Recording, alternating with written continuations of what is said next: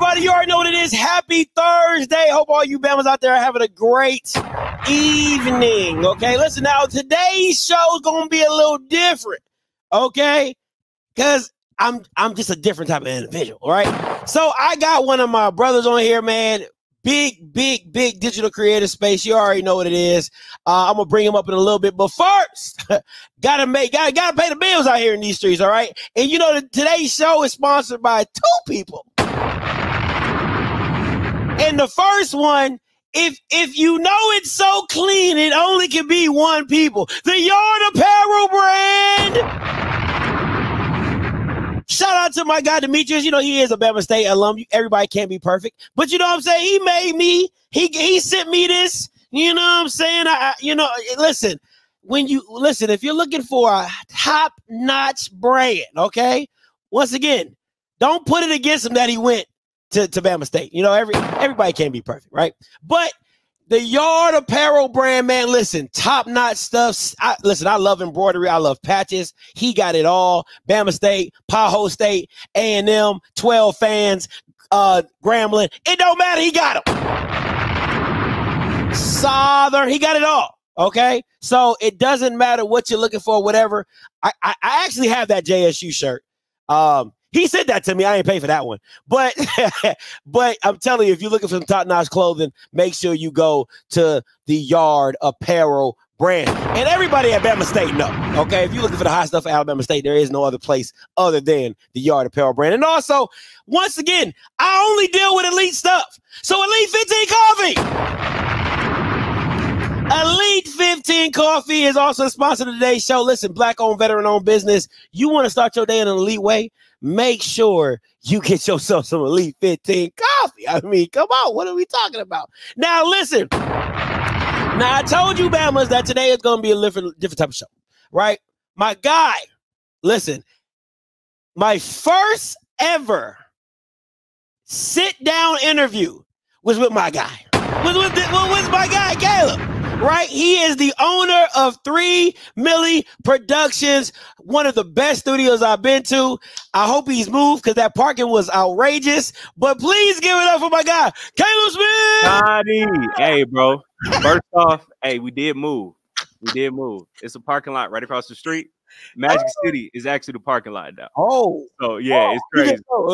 It's crazy. It's crazy, though. But, man, Scotty, first off, I got to give you, like, all of your flowers, man. You were doing great work, real journalism, unbiased, because this conversation, man, tonight is going to ruffle some feathers, of course. But, you know, hey, I had to text you like, yo, it's been some craziness going on. And the best person to talk to interview is none other than yourself, my man, Scotty. So I appreciate you greatly. Man, listen, I appreciate you, Caleb, because, man, I never forget the first time you hit me up on Instagram. Mm-hmm. I was like, is this a scam? You know, like, somebody wants to interview me in a studio. This is a scam, and, you know, that was when I had dreads. Life is life. Okay, hey, I get it. But no, man, listen, I'm telling y'all, if you're ever in Atlanta, get with 3 Milli Productions, top notch. The sets, the scene is. Ambiance is crazy. Thank you, brother. You know what I'm saying? Everything is lovely. Make sure you set up with him, man. Black business owner, giving everybody opportunities to do their thing, audio, video, all that type of stuff, man. Absolutely amazing. They are one-stop shop. Thank you, brother. Thank you, brother. Yeah, always.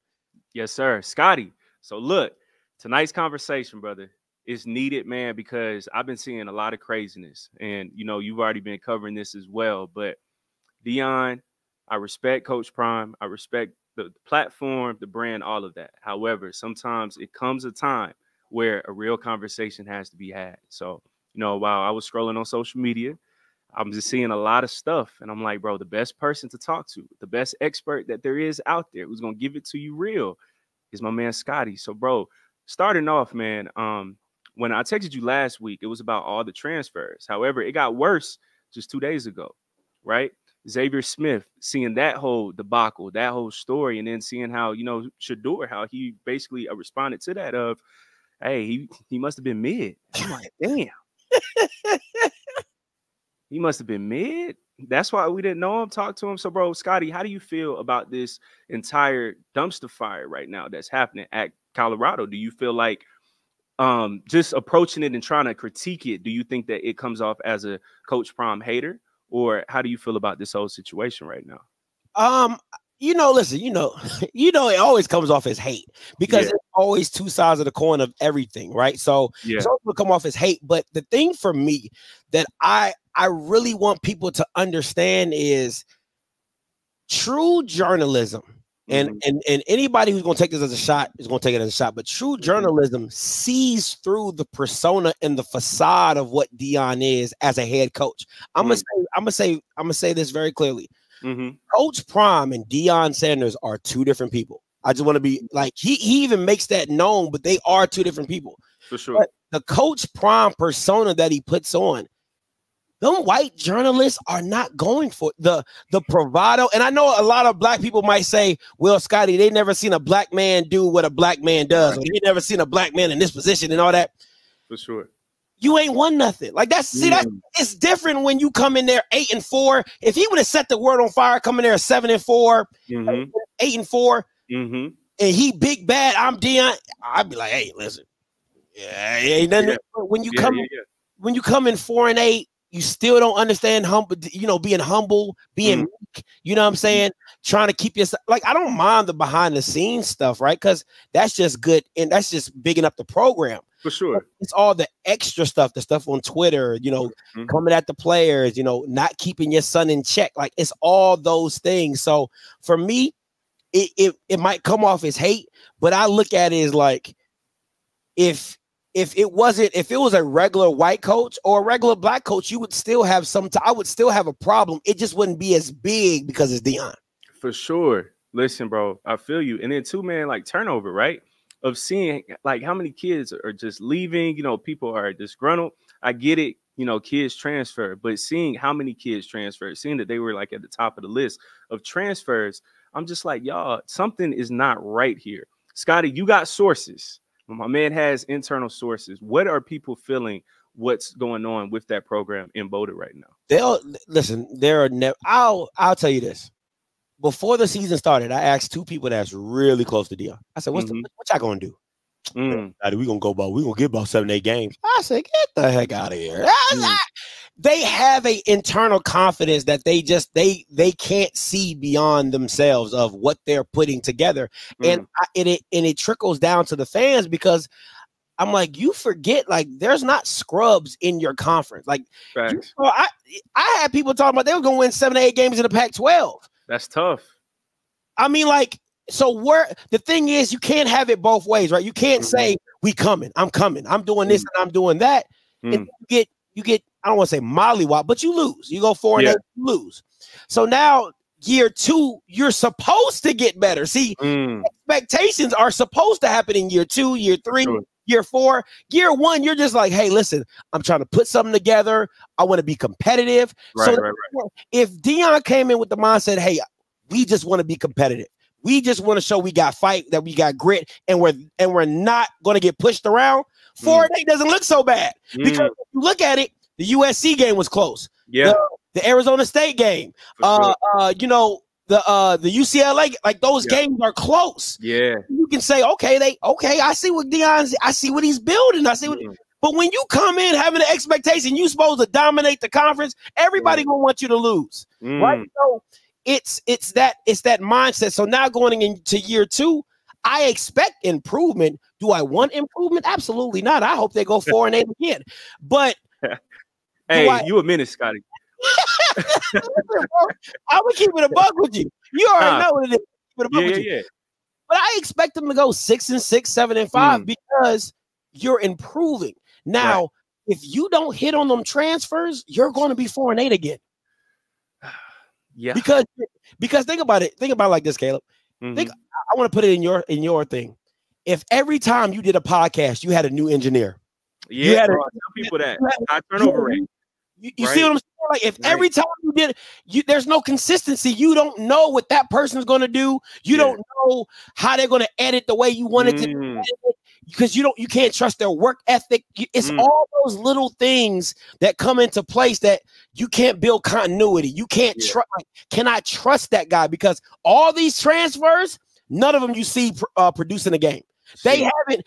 You haven't asked them to do something in the game and know they can do it.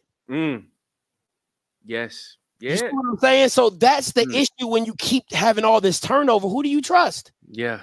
I don't know if I can trust you in the big moment. I don't know if you're going to go make that sack or you're going to go make that play outside of Shedeur and Travis. Yeah. You know what I'm saying? So that's what happens when you have a lot of turnover. Yeah. And man, Scotty, bro, you break down football, college football, HBCU football on a consistent basis to us multiple times a week, right?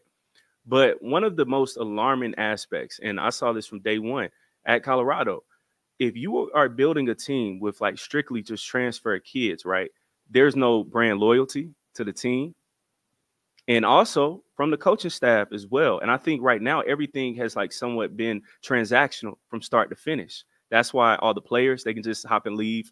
The coaches sometimes, because nobody's like truly invested. What risk just happens from trying to always have a transfer here, transfer there, and not trying to gradually build within the program itself?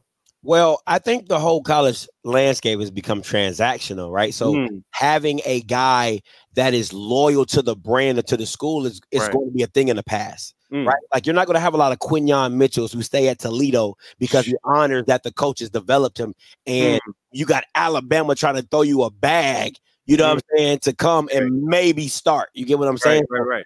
There's not a lot. I don't think you're going to see a lot of those kids unless somebody's just riding with a coach, right? Like this coach found me, he moved me, I'm moving with the coach. The thing is this, how transfers are intended to be used is to fill in holes with veteran players. Facts. But the team is supposed to be built through high school, JUCO, you know what I'm saying? Like you want to build the majority of your team through recruiting, you know, development, bringing them up, and then you fill onesies and twosies.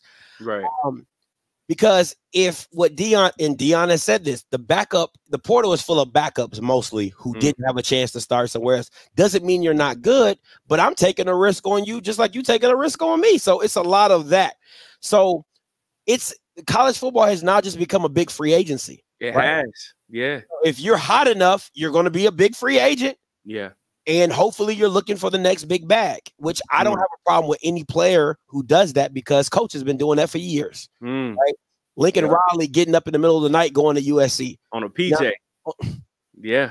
You know what I'm saying? Taking the best player with them. Yeah. You know what I'm saying? So I never got mad at Dion for moving. Like people be like, "Oh, Scott, are you mad because he left Jack?" I didn't. No.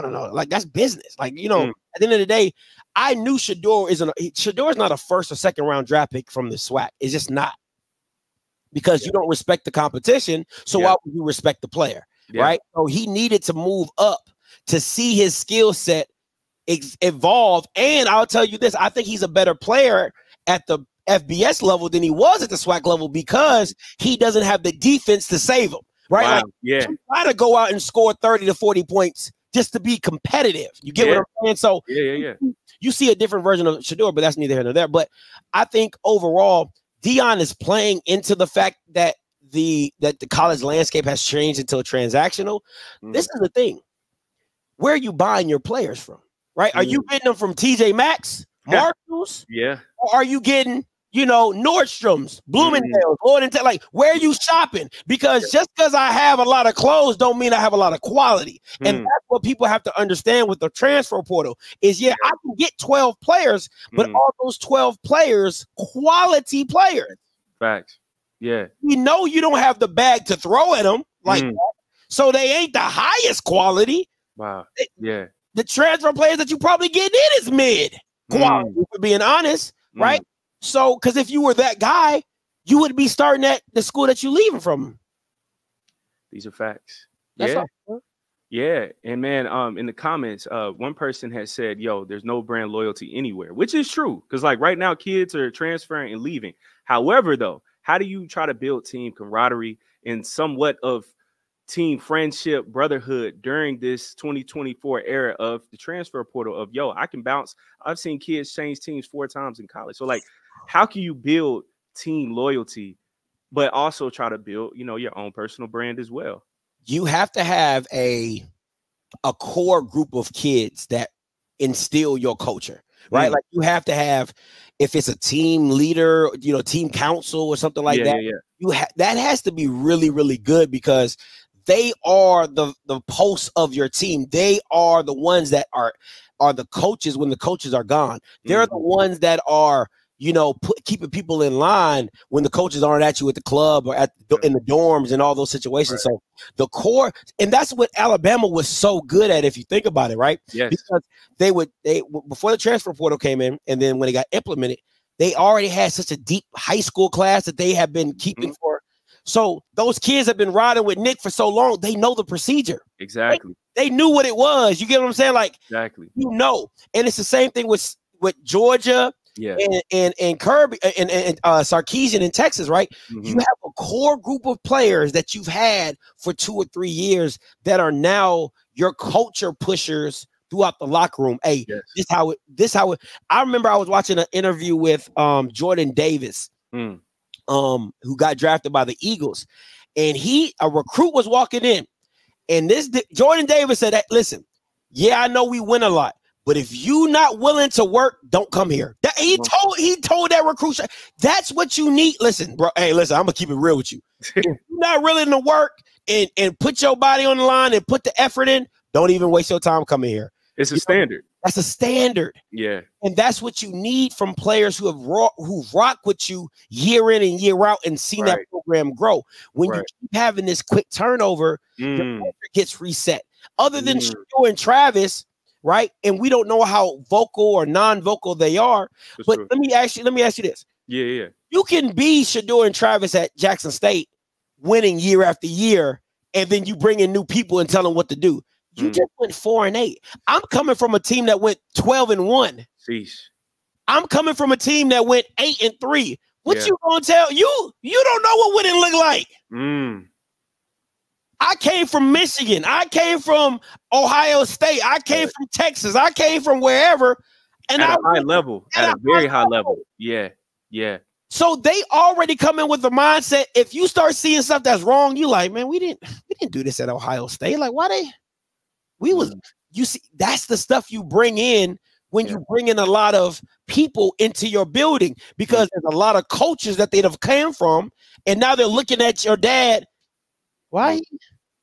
Man, this ain't it, man. Like, we didn't do this at Ohio State, man. We ran a tight ship. I don't. You get what I'm saying? That's the stuff that you have, and when you don't have a group of guys that just rock with Dion or rock with the program, that be like, hey, this is how we do it here at Colorado. You know what I'm saying? You have a problem. So, you know, but hey, it's not my problem.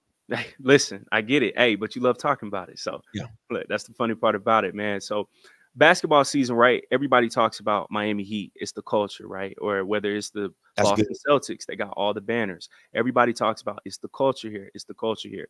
How would you best define Colorado's culture right now? I think it's a business freedom.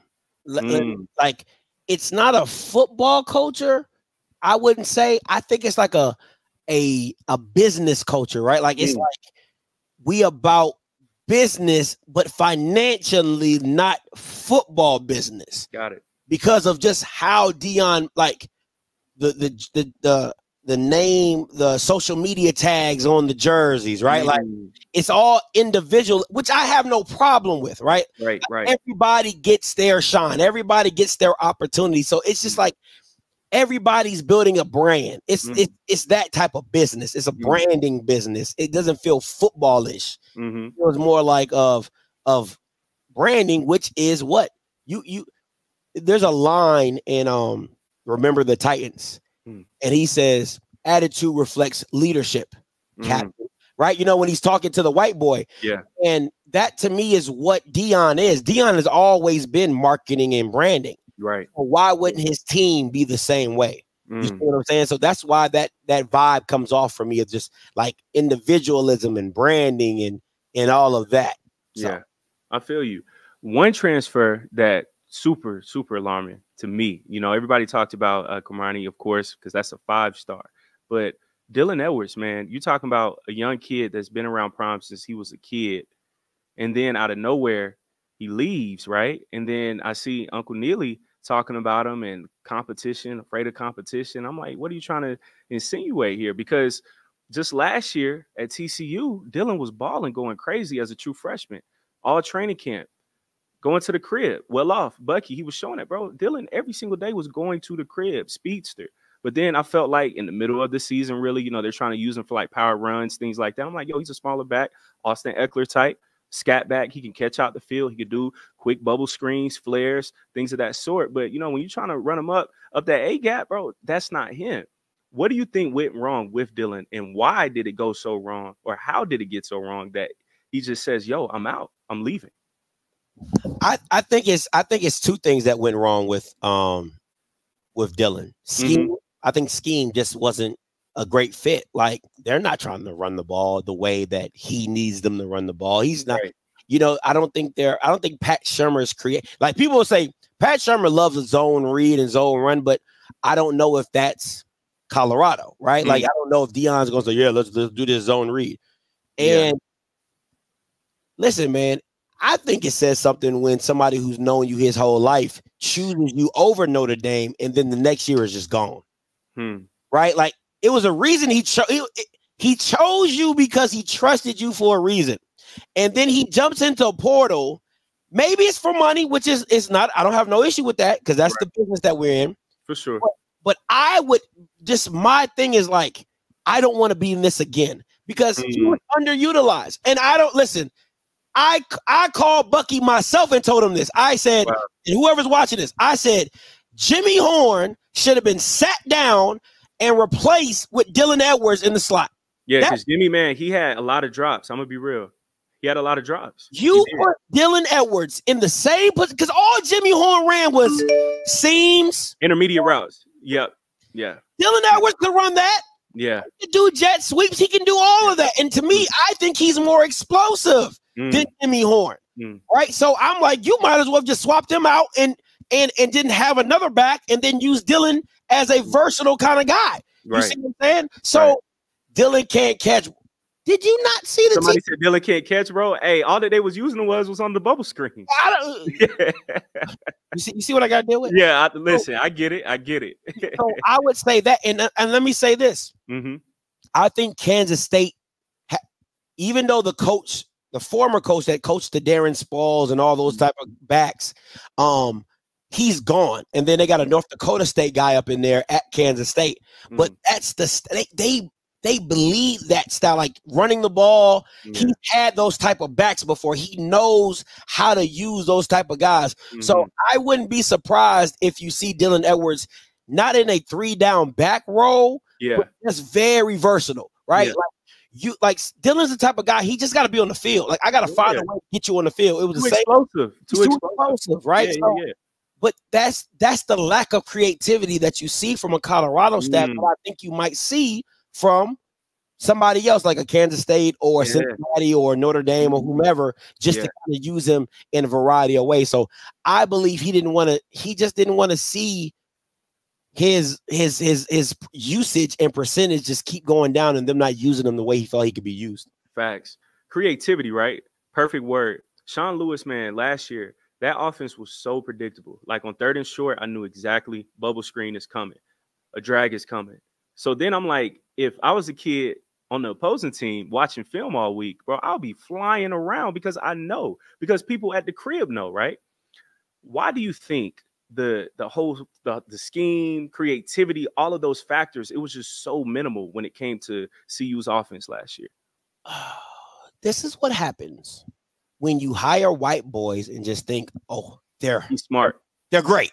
He's a boy wonder. He's a boy wonder. He like, and Shador said it. He's like, I don't like option routes. I don't, because I like to know where somebody is going to be. Scotty, too risky. In the middle of the field, it could turn into a pick six. I like to know where people are going to be. I feel them. Why do you have an OC that doesn't fit? Yeah, and then they try to get you all this smoke and mirrors. Oh, they're such great friends. Oh, they talk all the time. Oh, after the TCU game, Shador took it personal. The OC didn't like him, but Sean Lewis dialed it up. Right? And now think about this. Sean Lewis hops on the bandwagon with Deion, fails his way up to a new job. Typical white. But Typical that's white what stuff, happens man. when you give white boy. Listen. Yeah. I believed Deion should have insulated, right? Like, if I'm going to go to Colorado, I'm bringing all the ninjas with me because I want to make sure we're doing it all. If you want to do it your way, do it your way the whole way. Creating opportunities for people who are on the same page as you, look like you, for the culture, if you will. You see what I'm saying? Like, it takes now. First of all, you're gonna have a critic in me, but I can't be too critical because I love what you're doing. I love what you're putting our people on. I don't give a damn if it was a black. I don't give a damn if it was Eric Bieniemy, right? Like, that's a black. And he went to Colorado at that. Give him the bag. Give him the bag, right? Give like, him the bag. How much do you need? How much do you need? It's the Eric Bieniemys. It's the Byron Leftwiches, if that's what you want to go with, or whomever. You see what I'm saying? Byron Left, bro. I forgot about Byron. Yeah, he got a job right now.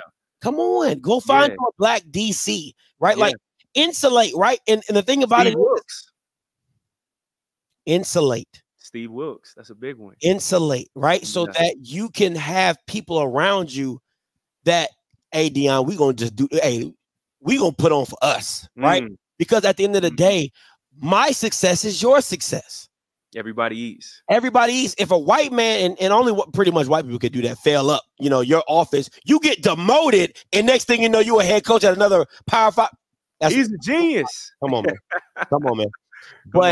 But it's that I wanted them to insulate. Right, that's just my thing, and it's not bigger than color, because you can't say it's bigger than color. I'm responding to this comment. He says bigger than. It's not bigger than color. Why? First of all, he got to spell Dan right too, man. You got to work on that, brother. So it's not bigger than color, because why? Every time somebody calls in, they're like, man, they ain't never seen a black man do it like this. They just don't like seeing a black man in charge, and they don't like to see a black man swagging. So it always goes back to that. It always goes back to that. Oh, they hate Deion doing this for the black coaches. It always goes back to that. Put on for people. Come on, put on for people. Facts. The whole UCLA staff is minority. Yes. That's what that looks like. And nobody bigger could have done it outside of Deion. Damn. Yeah.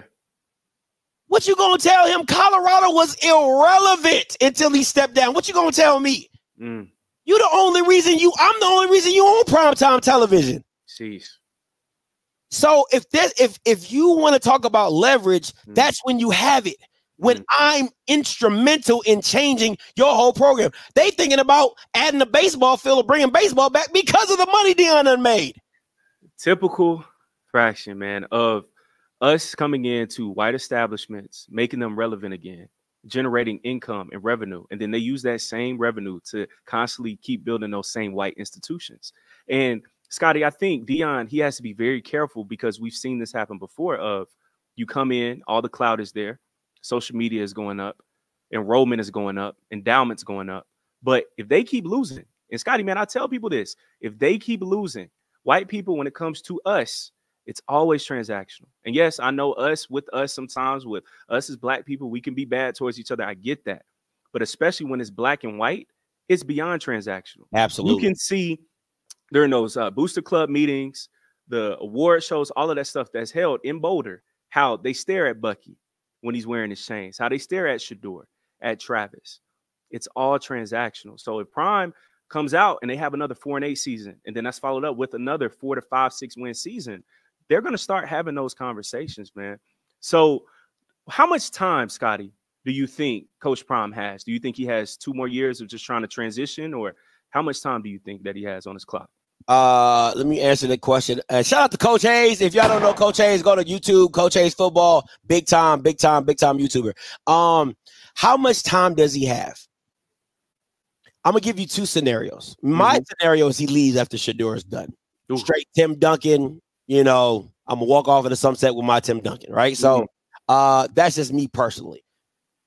If Deion decides to stay, he has until the end of his contract. Because this is why I say that. White people are going to get every bit of money out of you, right? They pay you $5 million a year. You've made that and some. Already. already. They already paid your contract. You good. Everything else is surplus at this point in time, right? And what people have to understand is in the NFL, at jobs, at everything, it's talent over tolerance. How good are you at your job to make me put up with you being late, back talking, not doing stuff on time? It's a lot of that. And the tolerance for Deion is longer at Colorado because they've been irrelevant for so long. When you've been irrelevant for so long, you just like, man, I'm just glad somebody see me. You know what I'm saying? Like, I'm glad I just want to be loved. I just want to be loved. You know what I'm saying? For sure. I don't care that you coming over on booty nights and just saying, 1 or 2. I don't care.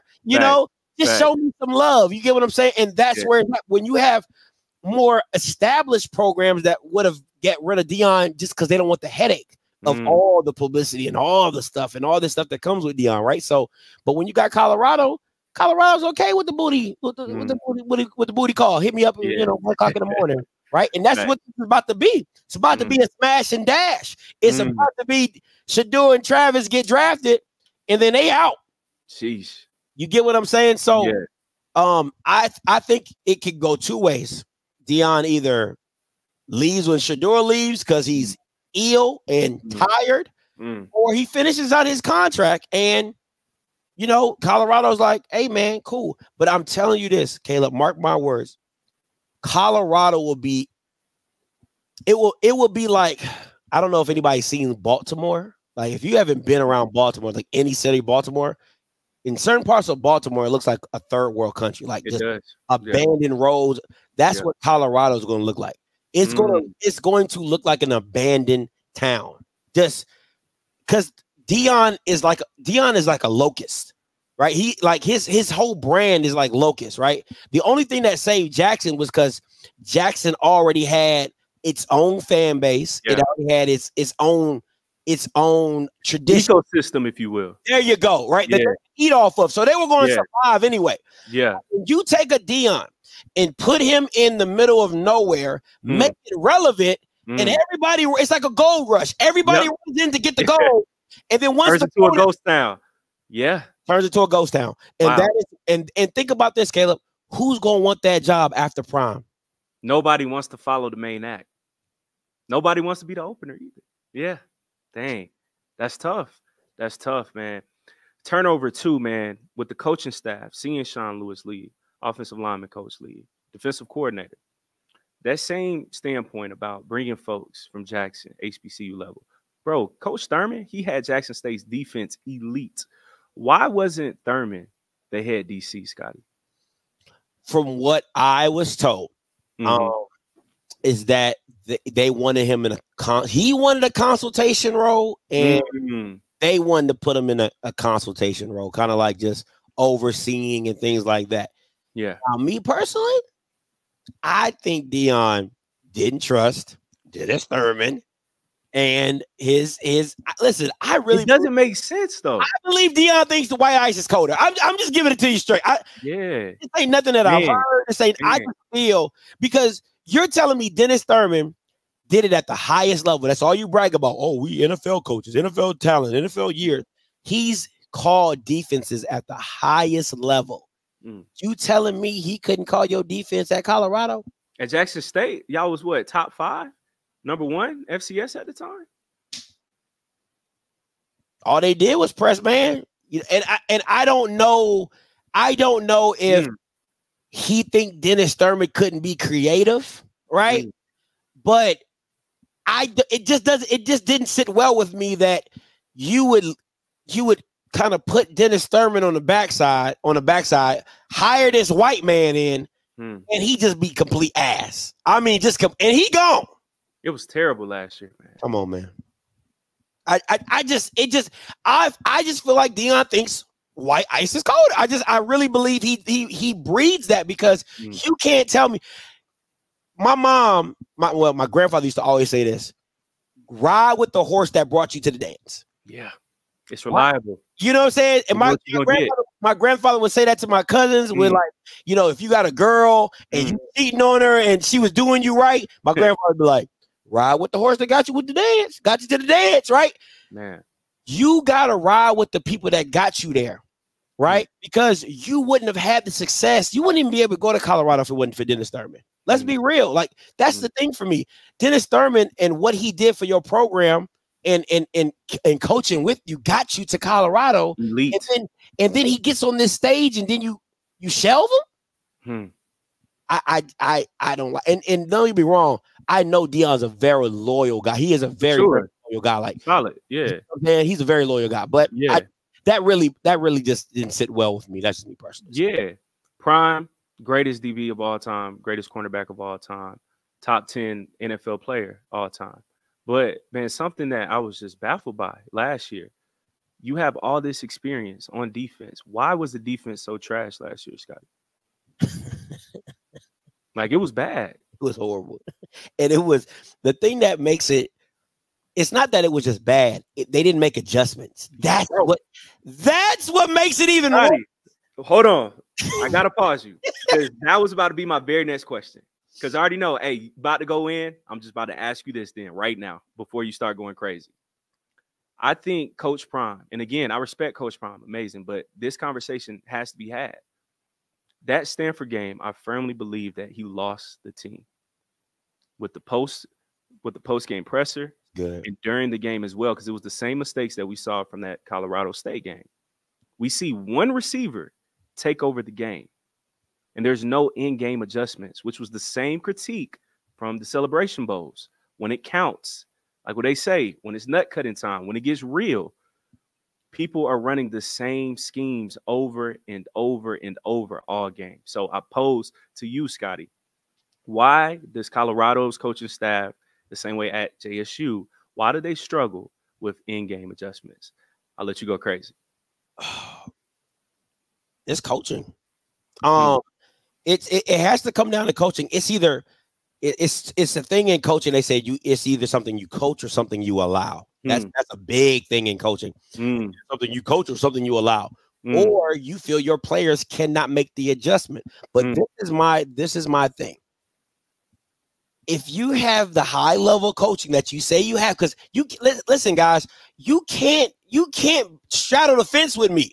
Can't brag about having 100 years of NFL experience in the door, and then when he comes on the field, we don't see none of the experience. Sheesh. About 29. We don't see none of the experience. Like, sometimes you be like, oh, that's a great call. Or, wow, that was, I like how they did that. Like, you don't see any of it. So it's like, what point is it? Why do you brag about all this NFL years of experience? Like, you never learned how to make an adjustment during the game, right? So to me, and then the problem is you see Deion like this. Scotty, you fool, man. Yeah. The whole game.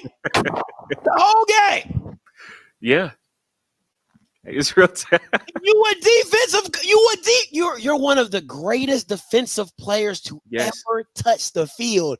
And your defense is the worst part. Getting cooked. Yeah. High IQ. Like, bro, Scotty, people, they don't understand. Prime has a high IQ. High. All they talk about with Prime is they be like, a lot of people, Prime be like, a lot of people think, I just showed up. No, I worked, I studied. It's all respect. Yeah. Why doesn't that translate to you? Listen, man, Deion gotta be good. It gotta be at least 3. Okay, first of all, your son's on defense, Shiloh. So he just as you live with one of the greatest defensive players of all time. If you're not having conversations about defense, what are we talking about, right? Yeah. Travis Hunter's like your second son. He probably lived with you too, right? So if you can't draw up nothing else in the dirt, you can draw something up with them too. Just to say, hey, listen, you know what? Hey, scrap that. Travis, you going to follow that kid on Stanford. Shiloh, you're playing over the top. Travis, bump and run. You're going to be in trail technique. Shiloh, anything go over his head, knock his ass out. Yeah. Make sure he feels it every time he catches the ball. He'll think twice. You'll think twice. And you're going to make it that much harder because Travis is in the trail position, so he's going to play underneath anything that's short, right? Simple stuff. Could have had that conversation on the sideline after the first big play. Like, we ain't let this happen. Yeah. So you should be able to at least draw something up on that. Yeah. Colorado State, They running drag routes left and right. Bruh, you let somebody get what 14 plus catches? That's crazy off of drags. It was literally one step drags. One step drag. No depth. No depth in the route, bro. Literally so running. Disrespectful. I'm going across the middle. And I'm not even checking. Like, yo, I'm gonna catch the rock. I'm gonna get busy. First down. You literally you just play bracket coverage. Like you just sit on the out. I know it's coming. I know it's coming. And you gotta, I'm gonna make sure you can't, if there's no other route you get, I'm gonna make sure you don't get this one.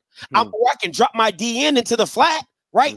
I'll blitz on one end, drop my DN on the other, you know, maybe do a cloud zone on the other side, maybe have the corner, you know, show 3, go 2, you know what I'm saying? Like anything.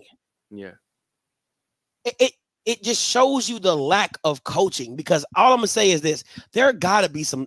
You can't tell me there's not smart enough kids to say, "Hey, listen, man, what we gonna do? We're gonna do this. Just draw it up.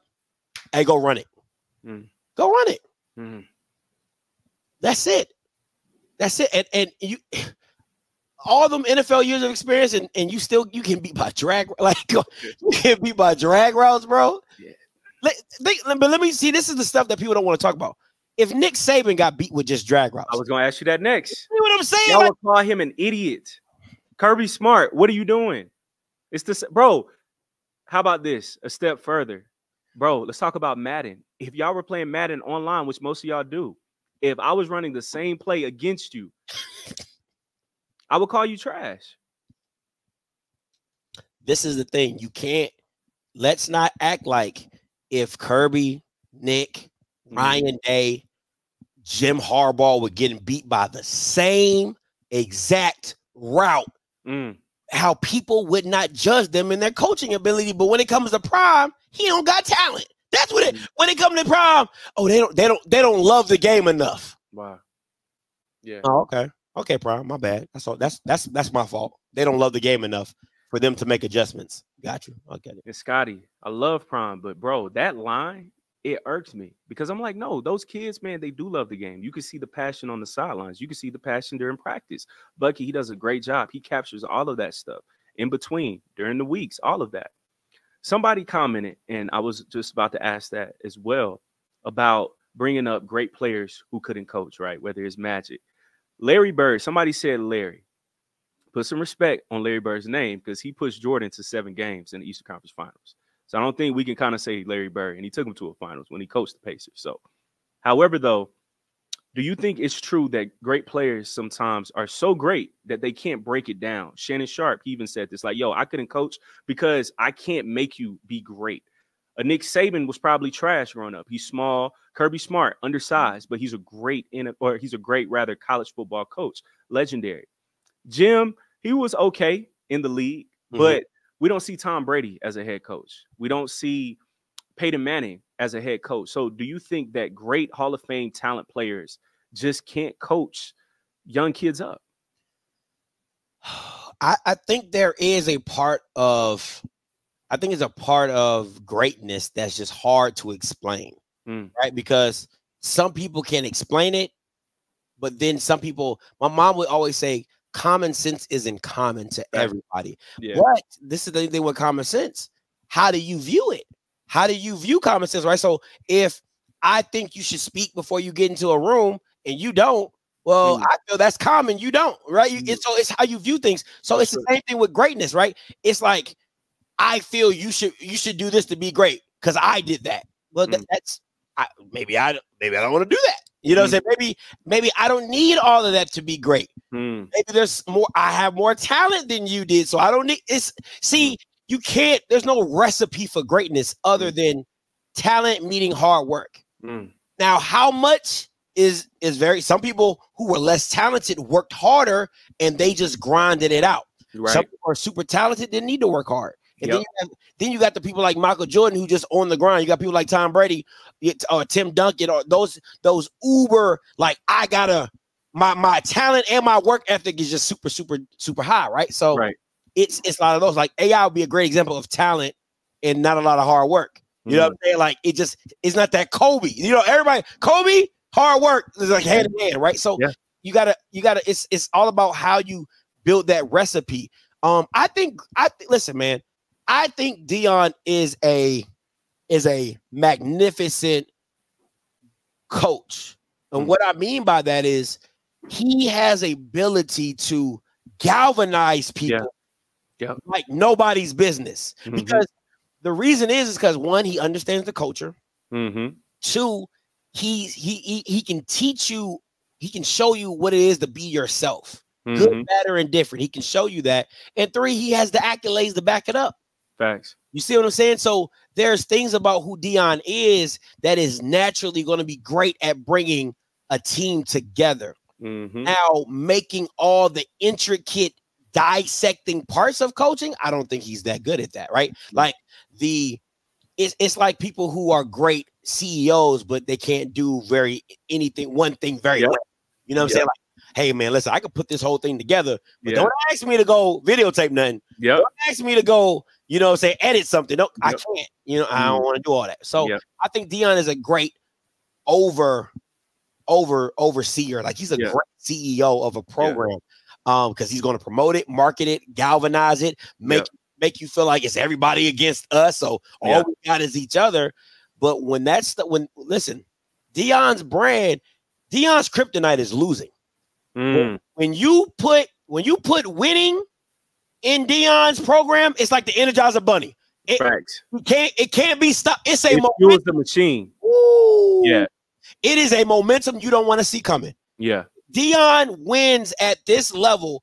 It is a runaway train that you don't want to see coming, because when you have the greatness of Deion, the charisma of Deion, and all that comes with him, now that NIL bag, I might not have to pay you so much to get this exposure. I'm popping.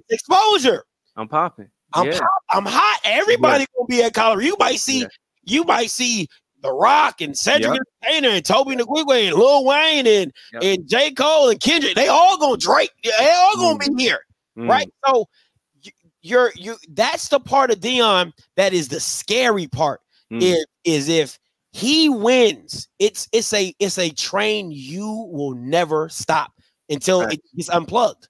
You see what I'm saying? So it's a catch-22. Caleb, there's some callers on. Do you want to take them after the interview? Yeah, sure. Okay, go ahead. I'm down. But look, Scotty, if you want, man, we could take like two real quick now. Let's do it. 61, 62 coming to you. Hey, caller, you live. Yo. What's up, man? Hello? Yep. Yo, man. What's going on, Scotty, man? This D, man.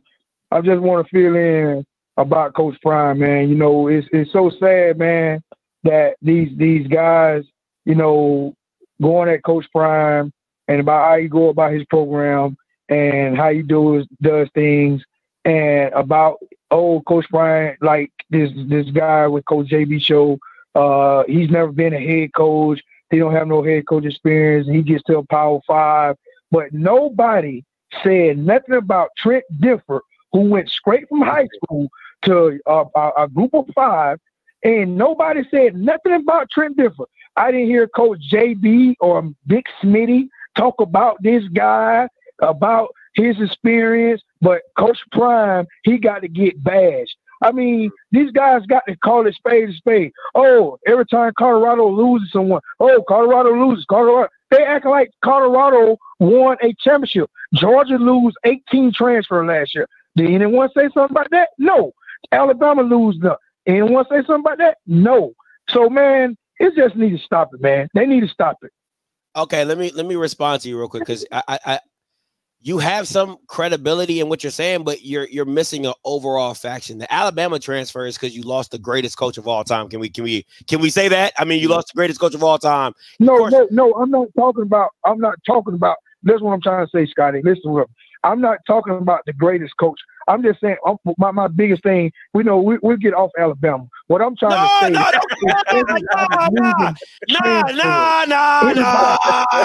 We're not gonna get off Alabama. You brought up Alabama. So we're not gonna get off Alabama. You brought it up. No. Listen what I'm saying, Scotty. Everyone, Alabama, when Nick Saban was there, he had guys transferred out of there, right? Kirby Smart, he had guys transferred out of there. I mean, what I'm trying to say is everybody lose transfers. That's my biggest issue. But Coach Prime, he got to be he got to be bashed. Everybody is going at Coach Prime. Why? I just don't understand it. Sir. Like, go at all the other programs. Sir. You have that same energy at the other programs. But the same programs aren't doing what Deion is doing. Like, see, I love Deion fans who just have amnesia. Like, they don't see, they deliberately don't see what Deion is doing. Deion is the Floyd Mayweather of college football, right? He's going to sell the show more than anybody else. But at the end of the day, how you going to sell a 4-8 show? How are you? What's going to happen to you is you're going to say, bro, what are you talking about? You were 4-8 last year and you losing transfers. Like, what are we talking about? Why would I not bash you? He wasn't 8-4. You're not talking about a Alabama team that was one play away from being in the national championship again. You're not talking about a Georgia program that that are back-to-back national champions. You're not talking about them, no, because they have a recipe of success that has continued to work for them. They've been competitive. They've been at the top of their league, which is a machine. It's a machine. Thank you, Caleb. Yeah. But I can't give Deion the credit because, bro, you're 4-8. Of course I'm gonna bash you because you said we coming. I'm coming. We gonna do this. Do you not believe now? And then you proceed to go 4-8. Like, why would I not bash you, Mr. D? Last point before I let you go. Yeah, and listen. I hear the point you're making, like about the 4-8, right? Okay, here's the thing with that. He said we're coming. We're not saying we're coming right now. You can't expect him to come right now. Man, I'm done. I'm not even about to deal with that. Caleb, you see what I got to deal with? Oh, man. Hey, I'm loving this, though, bro. Hey, it's a great conversation. It's a great conversation. And, bro, Scotty, I'm going to tell you this, everybody who's tuned in. Scotty, you are not a hater by no stretch of the imagination. Folks have no idea that you've talked to Coach Prime. You've interviewed Coach Prime. You respect Coach Prime. Y'all, we are simply having a real conversation on what's going on right now. That's real journalism. That's real media. We don't have to be biased. I love Coach Prime. I respect him. I've talked to Coach Prime as well. He's an amazing individual. We're just having a conversation on the state of Colorado football and what to expect coming up. It's that simple. But Scotty, man, Shedeur, he's an excellent quarterback. Amazing. Last year, man, I honestly feel like if you put him on UGA, they're winning a national championship because he's that good. However, though, on the personal side, after seeing what transpired with Xavier Smith, do you think that he kind of has a little bit more of like growing up to do somewhat? You know what? If this is my thing, if it was just a tweet, I wouldn't trip. I wouldn't trip. But it's you see what I'm like? Yeah, I feel you. This is the thing for me. What I have a problem with, don't throw rocks and then hide your hand, right? Like at the Oregon game. Don't be all in the middle of the field on the O, and then you playing victim at the end of the game. I can't stand if you gonna be the big bad wolf, be the big bad wolf all the time.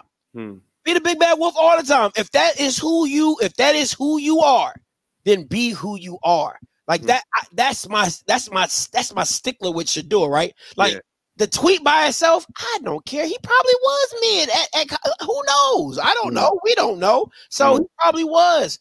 But it's all the antics that Shedeur does, right? Like it's coming into this is my thing.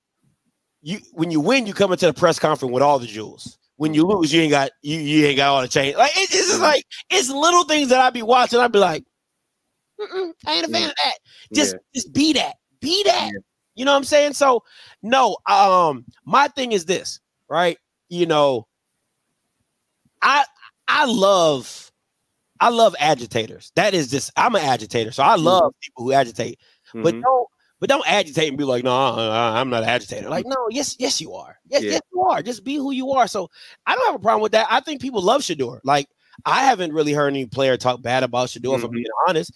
And if we're being real, they always say Shedeur is the hardest worker. He's the first in, the last out. So I think if Bucky showed more of that, it would squash all the stuff that people want to say about Shedeur. right, because of the antics. Because you knew how hard Shador worked, you'd be like, shit, put your Rolex up. You know what I'm saying? Hey, he deserved that right too. He deserves that right too. And I would never knock a player who puts in the work to be as efficient at your job or at your craft as like Shador does. So put your watch up. You know what I'm saying? Show that aspect of Shador. Like it's one thing Bucky showed where he got off a private jet and went straight to a workout. Then they partied, then he got back on the private jet and went straight to practice. Like that's Shador. He's about his business. You know what I'm saying? So, and that's been since Jackson. So I give him that. I definitely got to give him that. Sure. Scotty, man, let's say in an alternate universe, right, that you're over the Booster Club at Colorado, at CU. If you had all the money, what would your dream coaching staff be at CU? OC, DC, defensive line coach, DB coach, everything. Okay, so I'm gonna just stick with Dion being like everybody in the Colorado. All my boosters said we want Dion. Okay, cool. He's the head coach already. He's a head coach already. After going 4-8 right now, who would your staff be? Oh, after going 4-8, okay. Yeah. So I want Dennis Thurman and Vincent Dancy to be co-DCs. That's I would want that because the one thing about Coach Dancy that you can always say about his Valley teams, they played hard and they were hard games, right? So I would want Dennis Thurman and Vincent Dancy to be my co-DCs. I would have gotten Byron Leftwich as my OC. Most right? definitely. Him and Dion have a relationship. I know Shador and them have a relationship. So I would have went there. D-line coach, I probably would have just found a guy. O-line coach, I probably would have got a white boy. I ain't even gonna hold you. I would have tried to Nebraska, from the middle of nowhere. somebody that's coaching up some white boys. I'm gonna go find me a white boy. Y'all can say whatever you want, but I'm gonna go find me a white boy for the offensive line coach. Facts. And then everything else, Kevin Mathis would not be on my staff. I was fired. Okay, fired. And I just feeling accordingly. You know what? I would have Jason Phillips as my wide receiver coach and my offensive analyst as well. I would have kind of gone that route because I like Phillips as a wide receiver coach, and I think he can help you with the offense a little bit. But I think Byron Leftwich got that on lock. But really, it's the two coordinators. So I would have definitely gone with a co-DC role with Dancy and Thurman because Dancy has all the energy. Thurman has all the knowledge. There you go. You see what I'm saying? I would have older person merge those two together. You know what I'm saying? Yeah. I definitely would have done that, and I would have just tried to insulate as best I can and pretty much keep everything, running smoothly. As I would have never hired that Bama from the Bengals. I wouldn't have done that. That's just not my, because I'm not. I just Dancy speaks to kids. Like you gotta understand, like these are still young adults and still gotta relate. And Dancy like 38. 40, you know what I'm saying? Like he's still kind of young, you know what I'm saying? Just Dancy fade. He got the Dancy fade everybody talking about. What I'm saying? You know what I'm saying? So I would have liked it like that. So that's where I would have went to it. I would have tried to, I would have definitely elevated Dancy, and I would have brought Thurman back because that's my guy. You know what I'm saying? That's my guy. And listen, if I'm gonna go down swinging, I'm gonna go down swinging with my guys. Yeah, that's my way. My way. I'm gonna go down swinging with my guys because them white boys don't care nothing about me. Pat Sherman don't care about. It might look bad on Pat the next job. Come on, you get what I'm saying? So I'm not sure. And they white, so they always gonna have a next job. You see what I'm saying? Like when you put a black person in that position, they understand if we don't win, I don't move forward. Think about that, right? There's a lot of pressure. It's a eat or you gotta kill to eat when you're black. Right? When you white, it's like you at the zoo. Oh, come feed me. Because it doesn't matter how bad you are as a white man and a coach in college football, you can find a job. Yeah. You can find a job. Jeff Fisher is a perfect example of that. Jesus Christ. For 7-9. Jesus. Terrible offenses. He's a great defensive mind. Yes. And keep losing. Right? So it's that. So when you have the mindset that I'm trying to build in this room, and that I need to trickle down to players is we got to kill what we eat. We all, for all of us to be successful, we all got to kill what we eat. So That means the coaches are putting in extra time to make sure we good. The players gonna put in extra time because if we want Colorado to be what we say we want it to be, we all gotta kill what we eat. And the white guys are not going to understand that philosophy. I'm sorry, they just can't. They can't. Because they don't. Byron Leftwich just won a Super Bowl and can't find an OC position. Are you kidding me? How crazy is that? With the greatest quarterback of all time in his first season with him. Come on. Second season, we talking about one Matthew Stafford seam away from potentially beating them and then going back to the NFC Championship game. And then he gets fired. Yes. So you know he gonna have a chip on his shoulder. You see, like, I'm not, listen, guys, when I say what I say, I'm not saying it just to despise. I'm telling you what we as black people all understand. Yes. We all understand it, is that white people can be mediocre and get better jobs at black people who are great, who are extravagant at their job. Not enough. And it's still not enough. So who else can instill in these players? Nobody thinks you're going to win. Nobody thought we were going to be here. Nobody thought Byron Leftwich was good. Perfect story. Perfect story. Rally and cry and everything. Yes, I'm with you, Scotty. You see what I'm saying? Yeah. And you, that's the stuff you put on. That's the stuff you put in social media. Inspiring. That's the stuff you put on YouTube. You see what I'm saying? Because everybody black is going to resonate with that. Hey, shit, I'll root for you. You know what I'm saying? Because I'm going through that at my job right now in the corporate world. Everybody can relate to that same talking point, that same rallying cry for sure. Black America's team then. Come on. Now you're black. It don't, listen, I get it. They're a PWI, but when you put on your black Nikes and you walk in that room and you let everybody know, listen, this is what it is. You got it. Like, we all got to kill what we eat to make it work for us. Yeah. And then you can, and I see, this is me. I'm gonna push it like this. If you're looking to transfer, that's fine. But you got to go kill what you eat to go get the bigger bag. Because I'm Deion Sanders. That's all I did was go for the bigger bag. You get what I'm saying? Who else gonna teach you about getting? I'm a living example. A living example. All I did was jump from team to team for bags. So I get the hustle. I ain't gonna knock your hustle. Just be great at what you do to go do the hustle. Y'all got to give Scotty some money in the chat, man. He preaching today. Scotty T. Jakes. Bro, I'm with you, man, because I'll tell you this. Deion has a very unique opportunity. He can actually cultivate a farm somewhat of coaching, of black elite coaching, of knowing, hey, a Steve Wilkes, right? Scotty, if I had to start from scratch with this coaching staff in 2024, to your point, I'm getting Byron Leftwich as the OC. I'm getting Reggie Wayne as my receivers coach. I'm calling him ASAP. Because biggest problem was too many drops, no separation.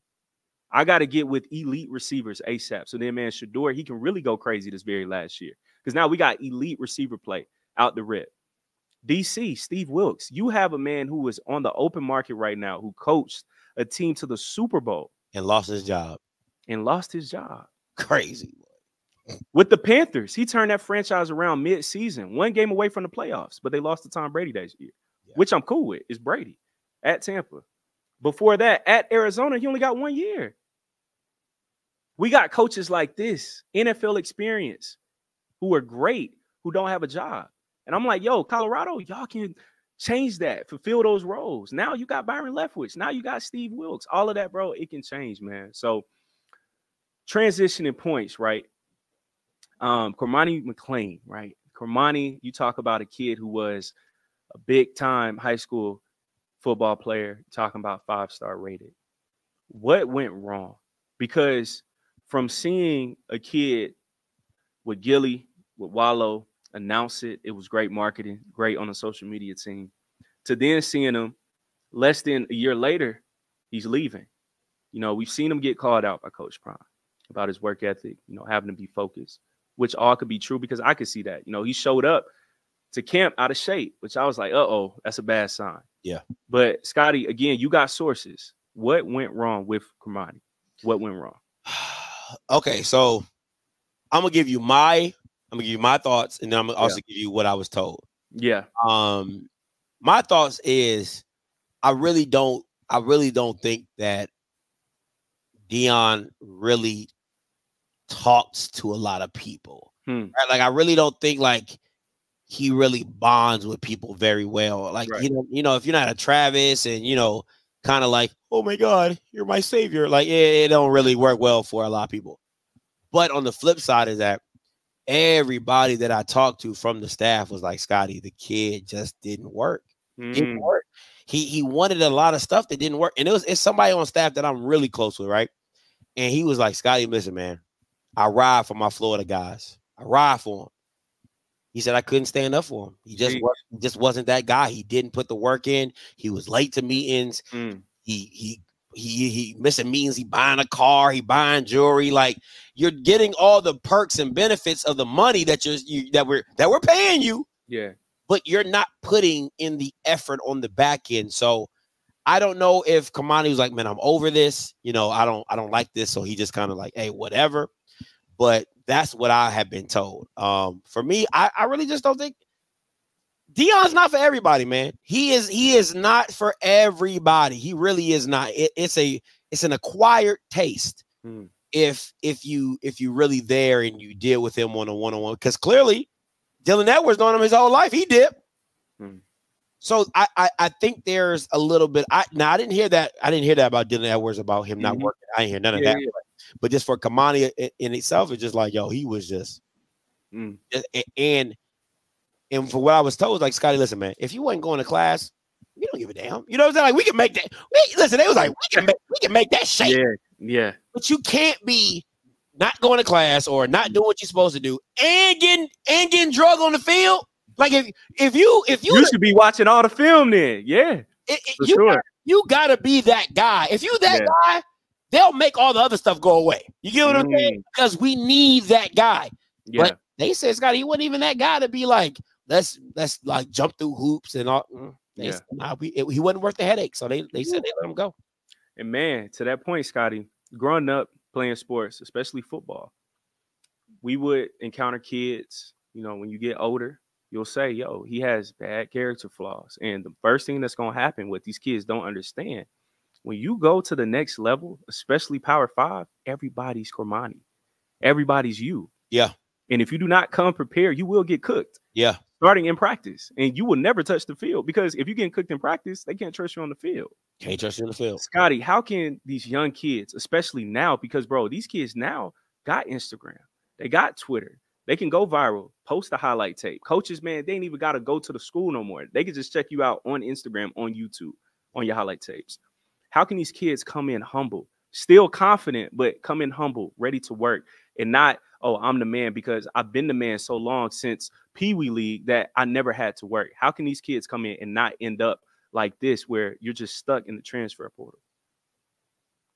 I think with any new thing, you have to come in with some sense of I'm new. I'm going to embrace the newness of it, right? Like I'm going to embrace what I don't know because I don't know. I was in high school. I was the man. I'm coming into this. I'm recruited as the man, but I don't walk on campus as the man because I haven't done anything. So there has to be a level of I got to show them who they brought, right? Like, so until that happens, you have to stay like, hey, I'm gonna show you on the field. I'm gonna show you on the field, right? So it's you got to let your game speak for itself. And what you real recognize real. And if you play sports, when you got you a guy, you're like, hey man, that's a guy. He gonna, or even if he's not that guy, hey, that kid gonna be something, right? Like let people. My mom used to always tell me, let people speak for you. Now, I'm as arrogant, as cocky as they come, right? So you gonna hear from me. I'm gonna speak for I'm Kanye around these parts. I'm gonna speak for myself. But everybody ain't like that, right? Some people just like to let their game speak for themselves. But the thing is this: people like me, I've always had a target because I talk, right? So now I'm gonna show you not that guy. You get what I'm saying? Now you make yourself a target. So now you make yourself, an adversary, or you make yourself whatever it is. So you just have to play that very fine line of what of where and how you do what you do, right? Of who you are. Because I would never tell anybody to change. If that's who you are, be who you are. But you just got to know when to be that and when to not be that. You get what I'm saying? I can't be in Scottay in every room. You know what I'm saying? Like when I go into a business meeting, I can't be like, what it do, baby? You know what I'm saying? Your boy. I can't be Scottay everywhere I go, right? And that's just learning as you mature of turning it on. And we know as Black people, we do it all the time. It's code switching. It's a time and place for everything. It's a time and a place for everything. It's a time and place for everything. So even that on the football field, right? So that's what I would tell any young kid. If you cocky, if you arrogant, it's cool. That's great. Have the confidence in yourself and your ability. But show it in between the lines. When it's time to be in the lines, talk your mess. Yeah. But outside of that, be coachable, be teachable, be able to receive, people's advice and wisdom. Yeah. Cormani, bro, do you ever see him recovering from this instance, or do you think it's a wrap pretty much for him from here? And how do you feel about that situation for him? The one thing I realized about Black people is if you're in a leadership role, you might not give a second chance. But if you're the talent, they'll give you as many chances they need. Trouble pass. Man, listen, you gotta do a DUI. You know what I'm saying? You gotta because what I've realized in looking at the space of what it is talent and tolerance. People will tell you, if people want you, they'll big you up. If they don't want you, they'll talk bad about you, right? But talent and tolerance, and there's always somebody that's going to say, you know what, I can fix that. Yep, I can work with that. I'm a real coach. I can do that. And listen, and let me be honest with you. That's why you see these 5 stars go to Florida, Central Florida, Jackson State, Tuskegee. Like it's always somebody willing to take a chance on them stars because they talented. Yes. Right. So you'll get the surplus amount of chances until your eligibility is up. Because somebody's going to want to use your talent, right? Somebody's going to want to use your talent. So one person on that same standpoint, Jack Rabbit Jenkins, he went from Florida to I think like North Alabama, DT school, D2, still went to the league. Yeah. So it's people will give an opportunity if they feel like they can use your talent to win. That's just what it is. Like if you're going to help me win, I'm gonna give a chance. It could be you can have a sexual assault, right? At Oklahoma State. And then you could go to Sanford. They'd be like, man, we got a chance to get a 5-star guy. You know what I'm saying? We'll keep it on the hush hush. And I'll be honest, everybody needs a second. I believe people deserve a second chance. So I'm not doing that. Like, don't give them an opportunity because people make mistakes. And I'm sorry I use sexual assault, but it could be, smoking weed. It could be pissing hot, whatever you want to do, DUI, right? But if you're talented enough, they give you opportunity. Come on, he gonna get a chance. He gonna get a chance. Yes, bro. Scotty, man, you've been great. I probably just got like 4 more questions for you. Talk to me, man. Thank you for your time too. Development, that is a common word and theme that I see when it comes to Colorado, Coach Prime as well, right? We've seen players that aren't getting properly developed, right? Do you think that Coach Prime has troubles with properly bringing up players from that freshman level to, you see him as a junior, as a senior, like, yo, he came in this program, he got bigger, he got faster, he got stronger, coverage is better. All of these things are just checking off the box. Let me ask you, if you were trying to build a business if you're trying to build your business in 6 months, would you get the kid out of college or would you get the kid who has been doing it for 10 years?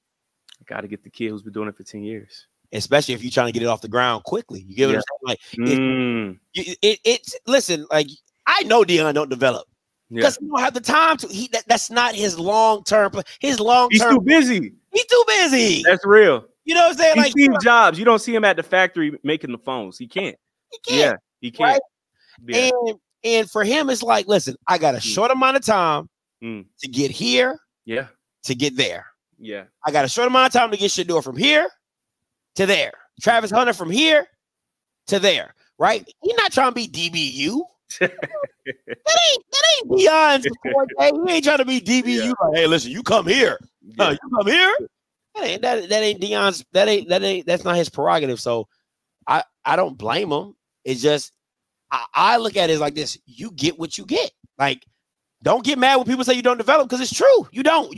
You fire sale and bring in a whole new roster that you feel is plug and play, which is your prerogative. But then when you go 5-7, 6-6, 4-8, don't get mad. Don't get mad.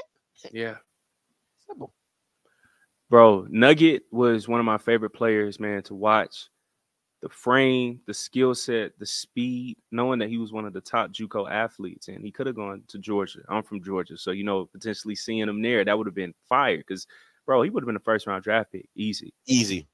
What do you think went wrong with Nugget going from that potential to not getting drafted? What happened in between that time period at Jackson State? Listen, man, I'm telling you, the stuff that happens to Nugget, I have to give him kudos for just having the mental stability to go through that. Because for me, or I won't say for me, but for a lot of kids, that could send you into a depression. Like, think about you, because all you're gonna do is think about what my life could have been. That's all you're going. That's scary, man. Bro, that's all you're going to do. Like, if it was me, all I could think about is what my life could have been if I went to Georgia. Because remember, they're back-to-back national champions. During that time, too, right? Because he was, what, like 22? 2021, that spring COVID year. So he would have been a part of those championship teams. So he would have got picked up, even if just for a backup. Javon Bullard, who I've met, ran into him, cool dude. That was him. Javon, he got in trouble, went to Georgia, got drafted by the Packers. Why? Because, who's that kid over there? Starting safety. Everybody's watching you. Yeah. So for me, that probably hurts the most listen, man, nobody was as bad as that boy that spring to that first year at Jackson. Nobody was badder. Nobody was badder than that boy. Nobody threw at him. Nobody threw at Nugget. Yeah. Like, it wasn't until the Celebration Bowl. He gave up I think he gave it the 4th and 19 or whatever. That was on Nugget. Yeah. But that whole season, nobody really threw on Nugget. Nobody really completed anything on Nugget, right? So, and most of the touchdowns did not come on Nugget at the Celebration Bowl.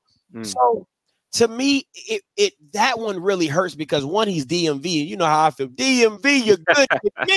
Yes, sir. Yes, sir. He's Maryland through and through. So I always like to see my Maryland guys come up.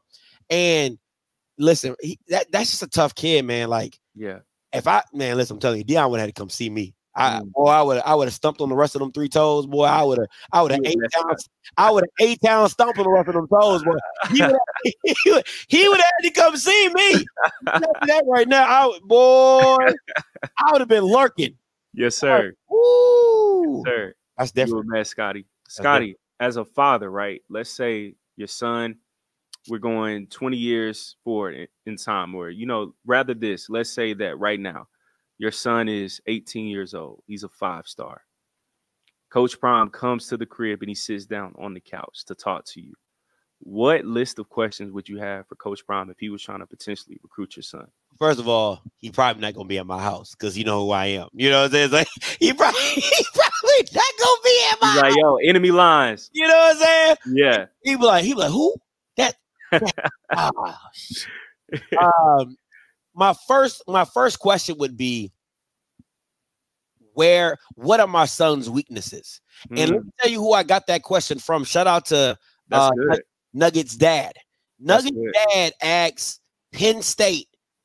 He told me about all the recruiting, and Nugget's dad, Mr. Dante, he said the first question I asked anybody who was trying to recruit my son out of JUCO was, what's my son's weaknesses and how are you going to improve them? And he said he would ask those coaches that because the coaches was like, oh no, your son's good. Like, he's like, you don't care about my kid because I know he has weaknesses. You know what I'm saying? He's not perfect. He's not perfect. Yeah. Not perfect. I love that question. So shout out to Mr. Nugget's dad, Dante, for that. I would ask him, what's my son's weaknesses and how do you plan to fix them? That would be the first question. The second question is how are you going to protect my son from all the, like, what are you going to teach my son? How are you going to protect my son? All those type of things. And first of all, can I trust you to raise my son? Right? Once he leaves my home, he's under your care. And are you going to raise my son? And I think in this business nowadays, you should not expect a coach to raise your son.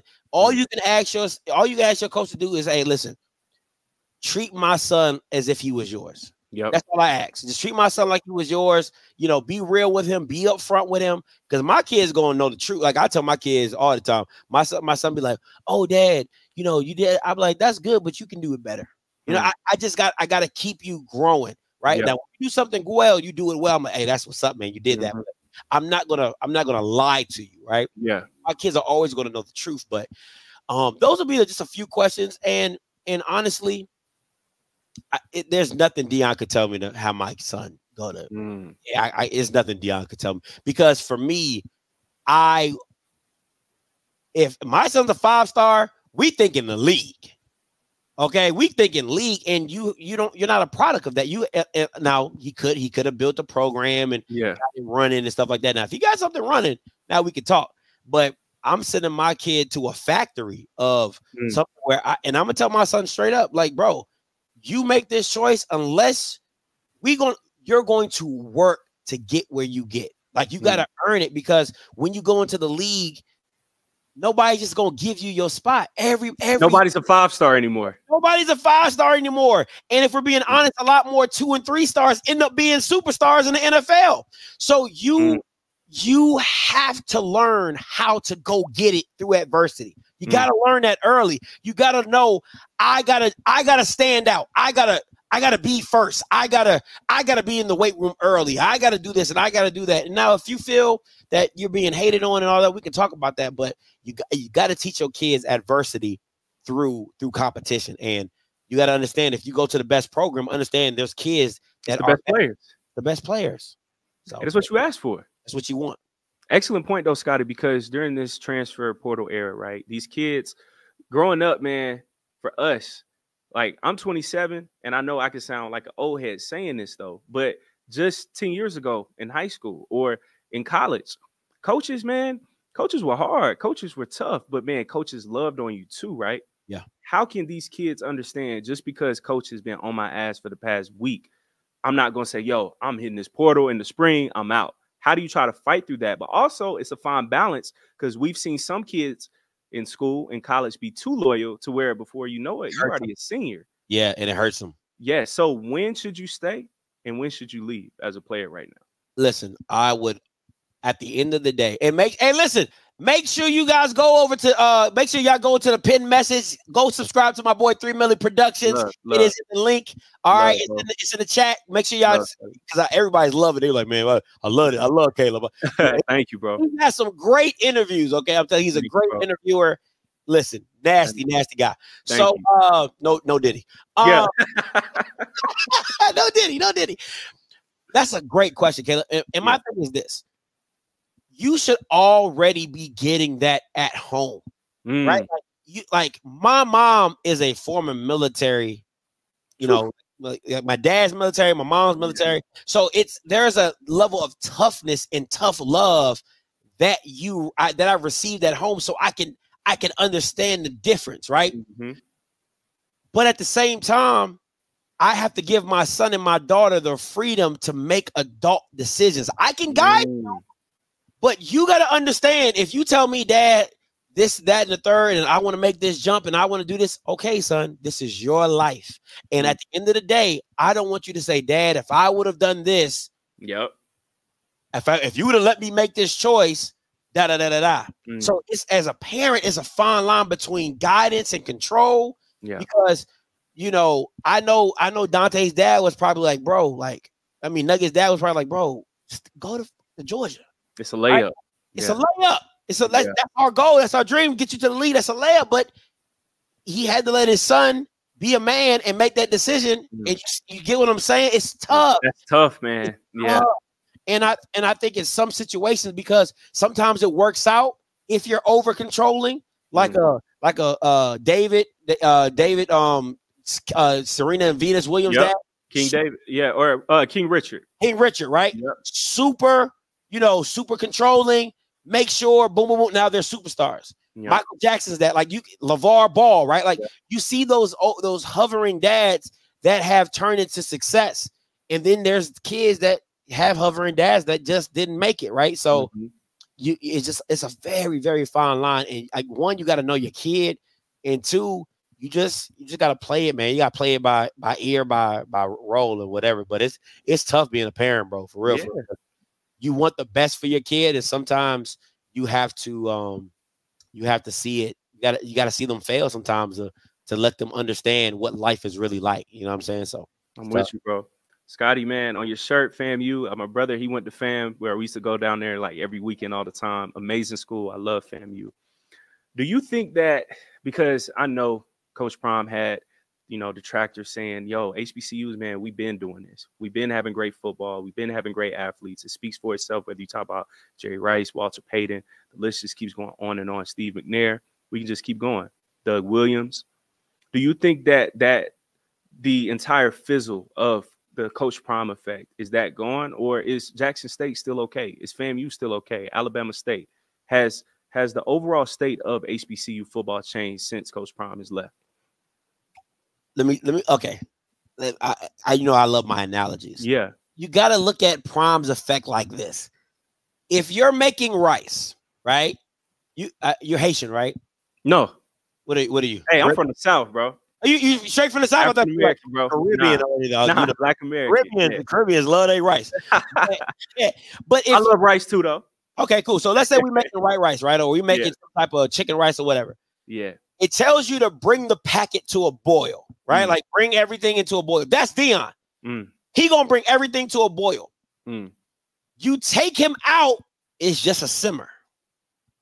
That's where HBCU is right now. It's literally just simmering. Like it's hot, but it ain't hot. You know what I'm saying? Like, and that's where we're at right now, because where you can see it, Caleb, is you can see how, what I mean by the boiling aspect, because of all the Colorado YouTubers that have just out of nowhere.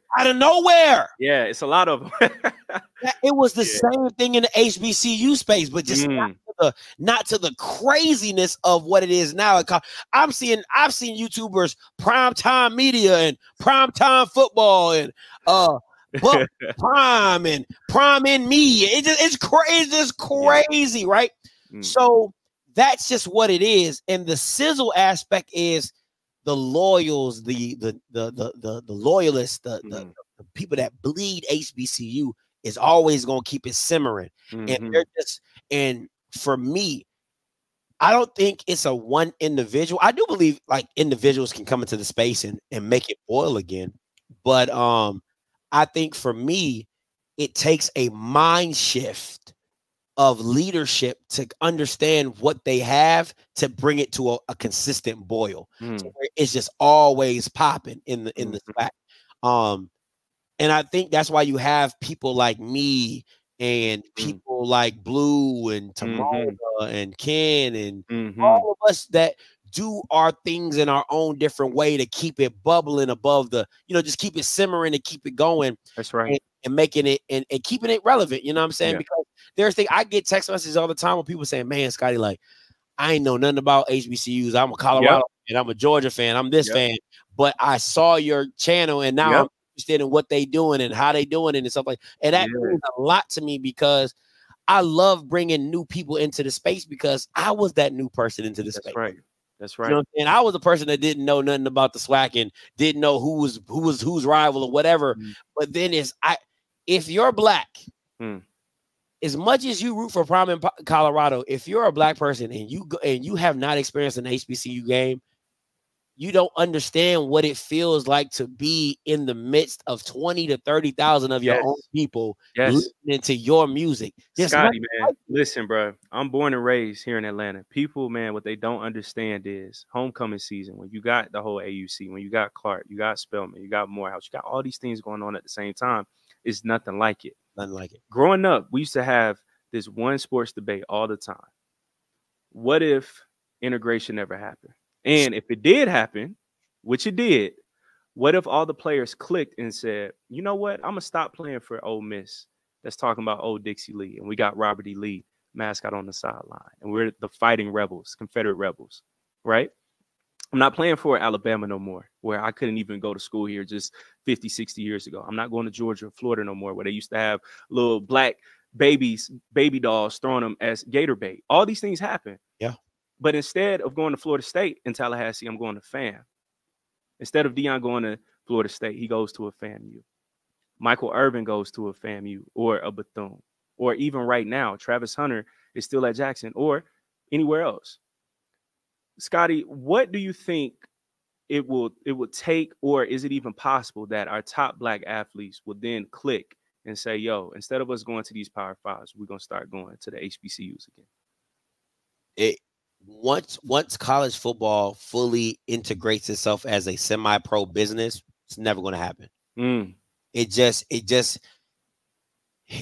just too much money to turn away, because we wouldn't do it listen, bro, I love my people. But if somebody says, Scotty, I will put you on Fox Sports for $3 million a year, it's the bad. I love you. Hey, everybody has a price. That's what they say. Got a price, and you're talking about young men that are coming from bad neighborhoods, parents, and they got to eat too. They got to eat too. And now you're talking about, I don't even gonna make it to the league now.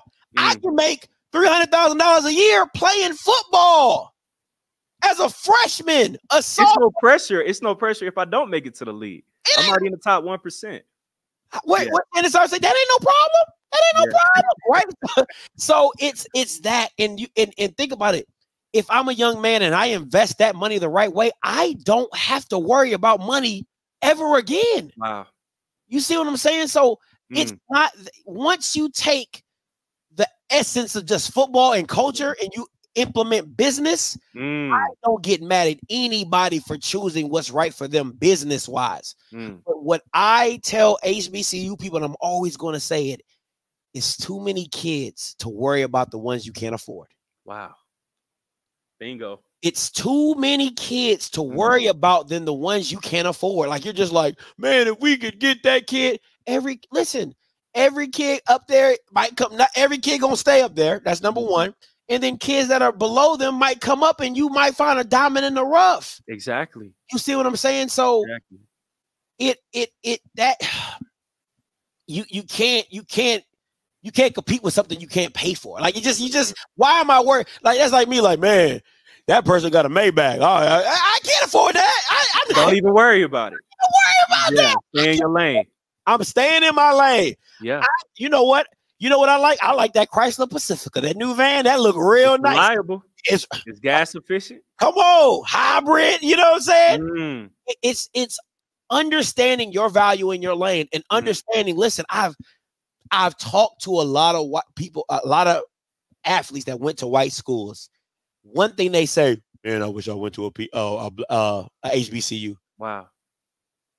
There's always going to be something listen, you can't have it both ways. You either want the money or you want the experience or you want the culture. It's one or the other. Yeah. You can't, it goes both ways, because like Mr. Campbell talks to me all the time about this, and a lot of HBCU people talk to me about this. They're like, Scotty, I go back to FAM, I go back to Jackson, I go back to Southern. That's my family. Yes, sir. Teachers. Hey, it hits different, man. It hits different. Yeah. Actual community. You see what I'm saying? Like, hey, you can't go back to Ole Miss, Auburn. Who going back there? It's transactional. Come on, unless you're going to a spring game, unless you're going to a bowl game. Yeah. That's the only time you really going back. Any other time, you Ryan Clark on ESPN, LSU. I talked to Ryan Clark. He told me I don't go back to LSU. Wow. When he was at Grambling, they did the Pivot podcast. Me and him was sitting down chopping it up. He said, man, listen, I love LSU. I don't go back. It's transactional. You're just another black body. Thank you. Thank you for the 3-4 years of your service. On to the next one. And I'm out, right? So it's understanding. And then this is the thing is I'm going to, this is the problem. Thank you, guys. I'm going to treat y'all so well that what you thought you missed, you didn't miss. You didn't miss like what you thought you was missing out on because you didn't go to a PWI. You didn't get the $300,000 bag. You didn't miss much. You didn't miss much of what you thought because now you got connections that's going to last you a lifetime. Right. All the time. I can call. He said I'm 4 or 5 calls away from anybody you need. I need you. You want me to know, or you need to know, or whomever. And I hear that from HBCU alums across the board. Yes, sir. Right? I'm 4 or 5 calls away. Greek, frat, all that type of thing. It all matters. It's a network that goes beyond the value of a dollar, and people don't understand it. And when you don't understand it, you overlook it. You just you pish posh it like it don't have no value. That HBCU network, I'm telling you right now, I can call somebody that can call somebody that can call somebody that can call somebody. I've seen it in real time. In real time. In real time, get you a job, put you in a place, get you an opportunity, get you an interview, get you, and they always looking out for one another. It's community. Always. It's an underground railroad that has been brought to the surface. Come on now, that's really what it is. It's an underground railroad that's been brought to the surface, and now and PWI people just can't see it. They're like, oh, why you go to Jackson and why you go here? You be like, but why am I your boss? I did something right. Yeah. You working for me. You went to Texas and you working for me. You see, so it's a lot of that, and I just wish that when the only thing that I ask when people, because I don't care how you see me, I don't care how you find me, right? It could be because you don't like that I hate Dion, or you don't like. I don't care how you find me. The whole point is I'm gonna get you in here, and then once I get you in the mix and I start dropping some medicine in the candy, you gonna be like, man, let me check Jack State out. Let me check. Let me see what FAMU talk. What Scotty always wearing FAMU, Alabama State shirt, A&M shirt. Like, well, it's all propaganda, right? Like everywhere I go, I have an HBCU shirt. I ain't graduated from none of these schools. I live in the whitest part of Ohio I've ever seen in my life, right? But I promise you, I'm gonna have an Alcorn State shirt. I'm gonna have a Jack State shirt. I'm gonna have an Alabama A&M shirt. My wife can tell you, I take HBCUs everywhere with me. I don't care what function I'm at, because at the end of the day, you gonna have to see it and you gonna ask me about it, and I'm gonna tell you about it, and because that's the conversation. Yes, man. Scotty, bro, you've been great. I probably only got like 2 more, and then that's a wrap, man. Thank you, bro. You know me. I got no time. Perfect, bro. Perfect. The NFL draft, it just happened. Caleb Williams from the Pac-12 drafted #1 overall to the Bears. Where do you see this next year, this exact time, 365 days later, with Shedeur and also with Travis? Do you see him as top 5 picks? Do you see him as first-round picks?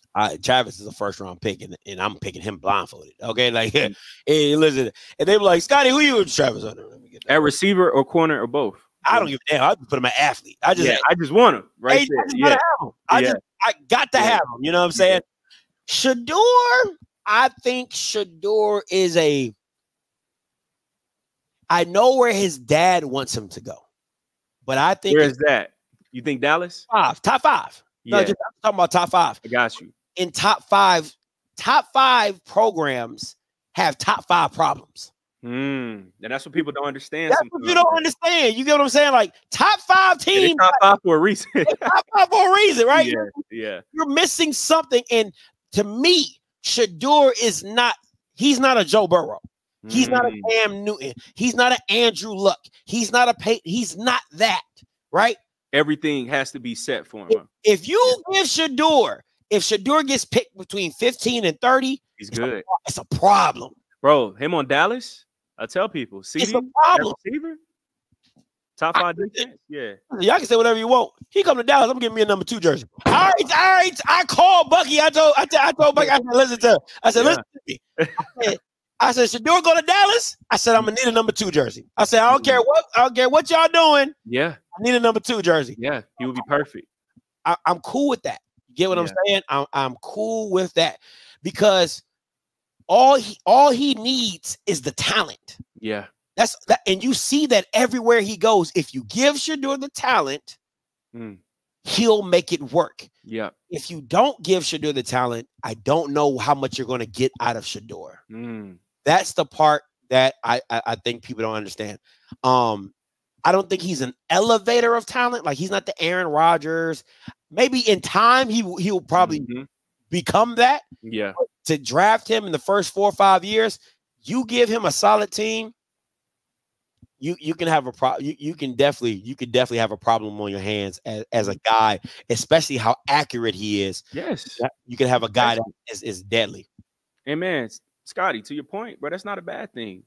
Brock Purdy, what is he? It's the same exact thing. I'm drafted and I have nothing but athletes all around me. And I'm going to a Super Bowl. I'm going to an NFC Championship game. Absolutely. I don't care. Y'all can call me a game manager all you want to. I'm winning. Bryce Young, on the other hand, all the talent in the world, but just like what you said with Shador, if everything's not right, if I have a bad O-line, if I got bad receivers, I'm going to get killed out there. So I feel you. Travis Hunter, what team in the league right now do you think best fits him as a player? He probably won't get to them, but I would love to see him with the Ravens. Ooh. And that purple gold, purple black. DMV bias too. Yeah. I think he would be a great versatile player because the way they do their defenses, he could probably play corner, play a little receiver. I can see him being versatile on the Ravens.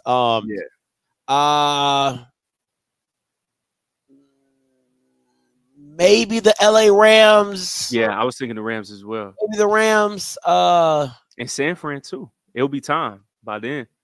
I think it wouldn't be fair if he went to San Francisco. I think it really might happen, bro. And they might try to trade up. Yeah, I think that wouldn't be fair because you have a mind like Kyle Shanahan. Sheesh. And God, dog, he probably will use you on both sides. He would be perfect on the 49ers, man. Yeah, he probably would use you on both sides of the ball. And I think, I don't think we've seen in this era somebody get paid as two things. Bro, he would demand, Scotty, like if players get in max contracts in the league right now, he would have to get paid almost like a quarterback. Usage rate, all of that stuff. Yeah, Travis, he's going to get paid, man, on that second contract. I know Mr. Campbell's an agent. He'll probably, he's a former NFL agent. He'll be like, Scotty, they don't do it like that. They're gonna make him pick a position, right? Nah. Like, same thing with Michael. Not if he's that nice. Yeah, I mean, same thing with Michael Parsons, linebacker D. Yeah. But it'll be like this. What costs more, a shutdown corner or a wide receiver? You see what I'm saying? So now you'll see, okay, what bag do I go get? Do I go get the shutdown corner bag or do I get the wide receiver bag, right? Shutdown corner bag for sure. So it's one of those. But I would really like to see him with the Ravens. I would like to see him. I think the Raiders would be. I think the Raiders would be a good look for him as well.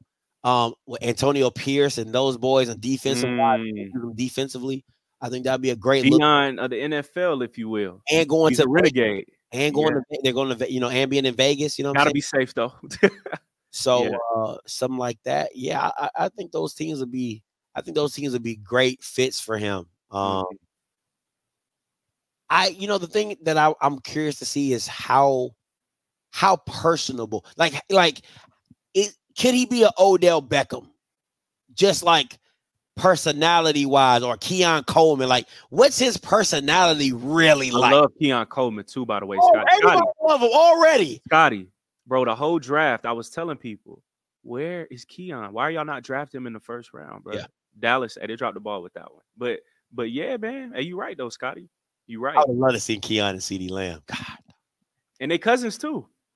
Cousins. Yes, that's what I was saying. He was right there. He's gonna go crazy on the Bills with Josh Allen. He's in the perfect situation. But yes, somebody commented too, bro. Do you think Shiloh would get drafted? And I was gonna ask that as well. Do you think Shiloh he would get drafted? Yes. Yes. Yes, I think he's gonna get drafted. Let me caveat that. I'm sorry. Depending on how this year goes, I think he'll get drafted. If he has a bad year, he'll probably go undrafted. But if he has a decent year, I can see him going 5th, 6th round as a safety. Oh yeah, he ain't high. Okay, he's not a game-changing safety. Yeah, he's literally a reincarnation of Roy Williams. Okay, You don't know who Roy Williams is. You don't know about Roy though, Scotty. Hey, that's a little bit past you know what I'm saying? Time, unfortunately. He's the one that did the horse collar tackle, right? He's the reason why they got the rule. So go watch him. He is a reincarnation of Roy Williams. So I can see him being a 5th or 6th round pick. That's a great comp. So Shiloh getting drafted. What team? Somebody said Oakland. So I know they probably mean Vegas, but what team do you think best fits for Shiloh's skill set?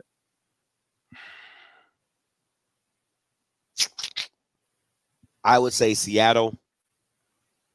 That's real good. Steelers. Yeah. The Steelers are really. Hey, I'm a Steelers fan, so yeah, he definitely fits the Steelers. Yeah. Let me think. Detroit. That great, like perfect for that environment too. Yeah, hard hitter. You know, Brian Branch. You know what I'm saying? So you know, get them in spot duty. You know what I'm saying? The Jets is a good one. The Jets is a good one. So yeah, just those hard-nosed defenses that really believe in coming down and hitting you. That's where Shiloh does best. And I think you have to go into a situation where there are defensive-minded guys that know how to use players with strength. Yeah. You know what I'm saying? Like I can't put Shiloh at free safety. That don't even make sense. No. You know what I'm saying? But can I make him a rover? Can I make him a strong? All he got to do is just be a missile. Can I make him an outside linebacker on third downs? Can I put him in dime packages? Like you just got to find a way to get him on the field and keep him in his strengths. And that's where you'll see a good version of Shiloh. Yeah. Scotty, if you had a chance to talk to Coach Prime right now, before the season started, what words of advice would you have for him going into 2024 season? That's a damn good question. What advice would I give Prime? What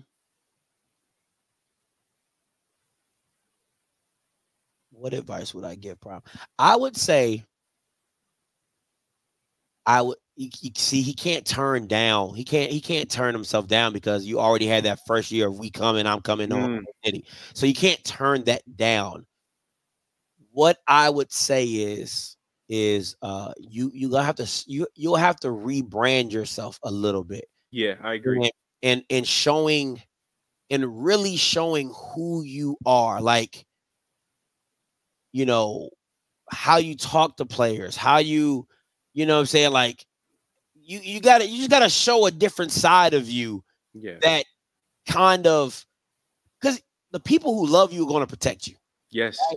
You gotta give them the footage to protect. You got to give them the evidence to protect you, right? Yeah, so if I come in here and say, man, Prime don't love the kids, or, you ain't seen this, you ain't seen this, you ain't seen this, you ain't seen this, you ain't seen this. They don't do that. So you got to help your followers to excel that message of who you are. You know what I'm saying? So that's the part of Deion that you're missing, that you're not seeing. You know, him kicking it in the kids' dorm room. You know what I'm saying? Like going into a dorm room, like, man, this how y'all living? Man, y'all nasty. Y'all, boy, y'all some nasty. You know, like, that's the part. You're like, man, come on, man. We got to do better than this, man. You know, like, that's the part of Prime you got to start seeing to really be like, he really cares for the kids. He really cares for the program. And it's not just all flash and show. So that's what I would tell him, is to just rebrand yourself. You got all the cameras anyway. Just change the angles of what's being promoted. Hey, he got to give you a phone call, Scotty. They got to have you on the team. You know, man, put me on payroll. You know what I'm saying? Hey, you'll get them right. Scotty, man, very last question. How do you stay sane dealing with the quote-unquote Deion nutsack defenders? How do you stay sane dealing with that? I tell people what I do is not for the faint of heart. And when people come into my, like, when my friends watch or you know, other YouTubers be like, man, Scotty, I don't know how you deal with the backlash. I tell them, you have to know who you are. Yeah. To get through anything, because people can listen. People don't really understand. Like, I think people really don't get it. Like, and I wish Key was here. She'll tell you, I love negative comments. I love it. And it's not a situation like it drives me crazy. Like, oh my God. Yeah. I just like, oh, I got you. I don't know, man. I just love that. I really can't explain it. So when I see people like, oh man, Scotty be hating, I'm like, yup, I be hating. I don't know. It's something that just fuels me. I wish I had like a movie, you know, like a super villain, like a hero that gets energy from like evil comments. Like I love it. Like I really did. And Key be like, she just shakes her head. She be like, you love that stuff. I'm like, man, I love it. Like you know, it's funny. Shout out to Yard Talk. She sent me some pictures, like some screenshots of on a message board. I've never been on a message board, right? So she sent me screenshots of like people talking bad about me in a message board. I said, babe, I done made a message board. I was so geek, bro. I was like, I made it. I'm on a message board. I'm like, I've never seen a message board with my name. I felt like, man, you could have gave me a trophy, bro. I was like, I did it. They was clipping my stuff in the message board. They was, oh man, I loved it, bro. I loved it. So it's just, that's how I stay sane. Is I love it.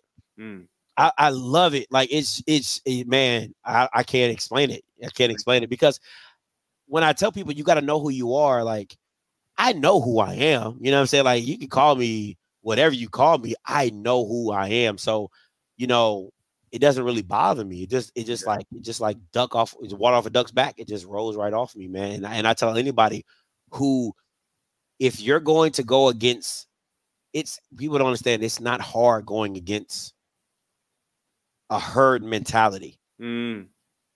Because I was the only one, and Caleb, you know, I was the only one in the HBCU space that every single time I'm calling Dion to the carpet. A living legend. Call him to the that's carpet. Who you are. That's who you are, Scotty. Call him to the carpet. Call him to the carpet. Call him to the carpet, right? Sure. You know what I'm saying? And I got all this backlash, all this hate. Scotty, I'm a hater, all that. And now it is just funny to me. The same Bama's that was talking about how I'm a hater. Now all the Powell State fans, they behind me. Yeah, Dion ain't shit. Dion. I said, boy, that ain't. I said, y'all, boy, if that ain't the pot calling the kettle black. So that's how I stay sane. Is just I don't let it get to me, and it fuels me. Like I be thinking about shows. I'm like, oh, this gonna work. Oh, I got him. I got him. And I want to be very clear. What I say is how I feel. So don't think that I'm saying it to be like shocking. No, I really feel the way that I feel. You know what I'm saying? So this ain't no false narrative, or I'm telling you how I feel. It just don't bother me how you receive it. Yeah. Come on, bro. This is how I feel. Scotty, man, this was truly legendary, man. I enjoyed this conversation, bro. Yeah, I do this more often, bro. Man, have to, bro. Listen, I'm here. I'm here, bro. I'm here, Scotty, man. Anything that you need from me, always let me know, bro, because, man, your platform and every person who is tuned in right now knows when it comes to HBCU sports, when it comes to real news, sports journalism, you are the leading man, Scotty. So I just want to give you all of your flowers. Kofi, he's proud of you, man. Fam, you always repping fam. I love seeing it. Bro, they're proud of you, Scotty. Everything, man, that you do, you are just a true innovator. I got to give you all your flowers, man. I just got to tell you thank you because everything, man, that you do on a consistent basis, that's not easy. So I salute you, bro. I appreciate you, man, for your time tonight. I appreciate it. Listen, this was a dope idea, Caleb, man. Thank you, bro. Brought it to me. I was like, man, I ain't never been interviewed on my platform. This is amazing. So I thank you for the idea. I thank you for your time, man. And listen, guys, I'm telling you, if you hadn't had a chance, go ahead, go to the link above in the chat, go subscribe to him, go check out his interviews. I'm telling you, if you like the way I interview, he interviews. He's like the Black Anderson Cooper, okay? Like the Bama nice, okay? The Bama is nice. Okay, thank you, brother. So he's really great at what he does, and all the production team behind you that makes your job easy, man. Thank you, man. So I support you in everything you do. When I get back to Atlanta, we gotta link up. For sure, bro. For sure, man. Scotty, take those calls. I want to hear them. I already know it's about to get funny. So, man, enjoy the rest of your show. Keep killing it, brother. Thank you again, man. Much love always. Hey, always, man. Appreciate you. All right, family. Peace. Let's get it. You already know what it is. Get into these callers. Coach Green, you live. What's up, man? What's up, man? Talk to me. Hey, when you were talking about kind of quarterback Shador is, I compare him to Drew Brees. Okay. I see him more of a Drew Brees, and you saw what he did for us as a Saints quarterback. Yeah. So that's what I think he is. Okay. And I've been enjoying this timeline of JSU folks going at each other. So that's all. Because of that coaching hire. So they've been going at each other. So I've been loving that. Yeah, I gotta chop up my video and drop that Margaret's Richard jank. Yeah, I can't. I've been waiting for you to do that, bro. Yeah, I gotta chop that. I'm like, he talk about this, man. He gotta talk about this. No, I did talk about it. I talked about it on the show. No, I'm just. Go ahead. Yeah, I know. I'm talking about you got to talk about it again because they're going at each other now. Instead of being mad at everybody else, they're mad at each other because everybody ain't accepting it. Yeah, I feel you. So, yeah, but I enjoyed the show, man. That was a good interview, man. That was first time right there for you to get interviewed on your own show. I know, right? That was different. He came with the idea. I said, "Hey, man, that's dope. Let's do that." You know what I'm saying? So I thought that was amazing, and it came out perfect. That's what he does, man. Caleb is one of the best, man, and he does it all off the most of it. Like when I did the sit down interview, most of the stuff he did came off the top of his head. I was like, bro, like you just like come up with them questions off the top of your head. I'm like, that's talent. Like, you know what I'm saying? Because I don't. He cold with it. Yeah, because like for me, people ask me like, Scotty, are your shows scripted? I said they are, but they're not. Like I know the topics that I want to hit, but I just don't know how I'm gonna get there. Right. So a lot of this stuff is nothing's written, or I'm never reading off a teleprompter or whatever. But when he did that interview with no questions, I said, boy, you a bad boy.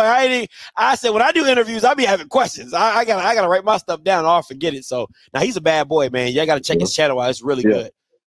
Yeah. I'm most definitely gonna check his show out. All right, but man. Hey, the title of the show, when you do your show about the JSU hire, it gotta be somebody put a great comment out there. They say "Be Civil War." I like that. I'm gonna take that from my boy Mickens. I'm gonna steal that. I'm gonna pop that off. We're gonna do that. Hey, appreciate you, Coach Green. Cause he's still doing it right now. Appreciate you. All right, man.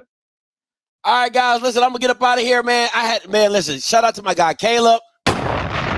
Big time, man. I absolutely love it. I appreciate him for coming through and doing that interview, man. Appreciate y'all as always for tuning in and checking me out. I might get up with that Civil War tomorrow. You know what I'm saying? Fridays are usually like a lax day for me. But I might pop it off for a second round. Listen, until next time, you know what I'm going to do. I'm going to holler. And listen, if you like this FAMU shirt, make sure you take your ass over to the Yard Apparel and get you some merch. All right, take your butt over to Yard Apparel, get you some merch, okay? Support Black-owned, innovative businesses like the Yard Apparel. You already know what it is, man. Shout out to my boy Demetrius. Shout out to Bama State alum. You already know what it is. Until next time, I'm a holla.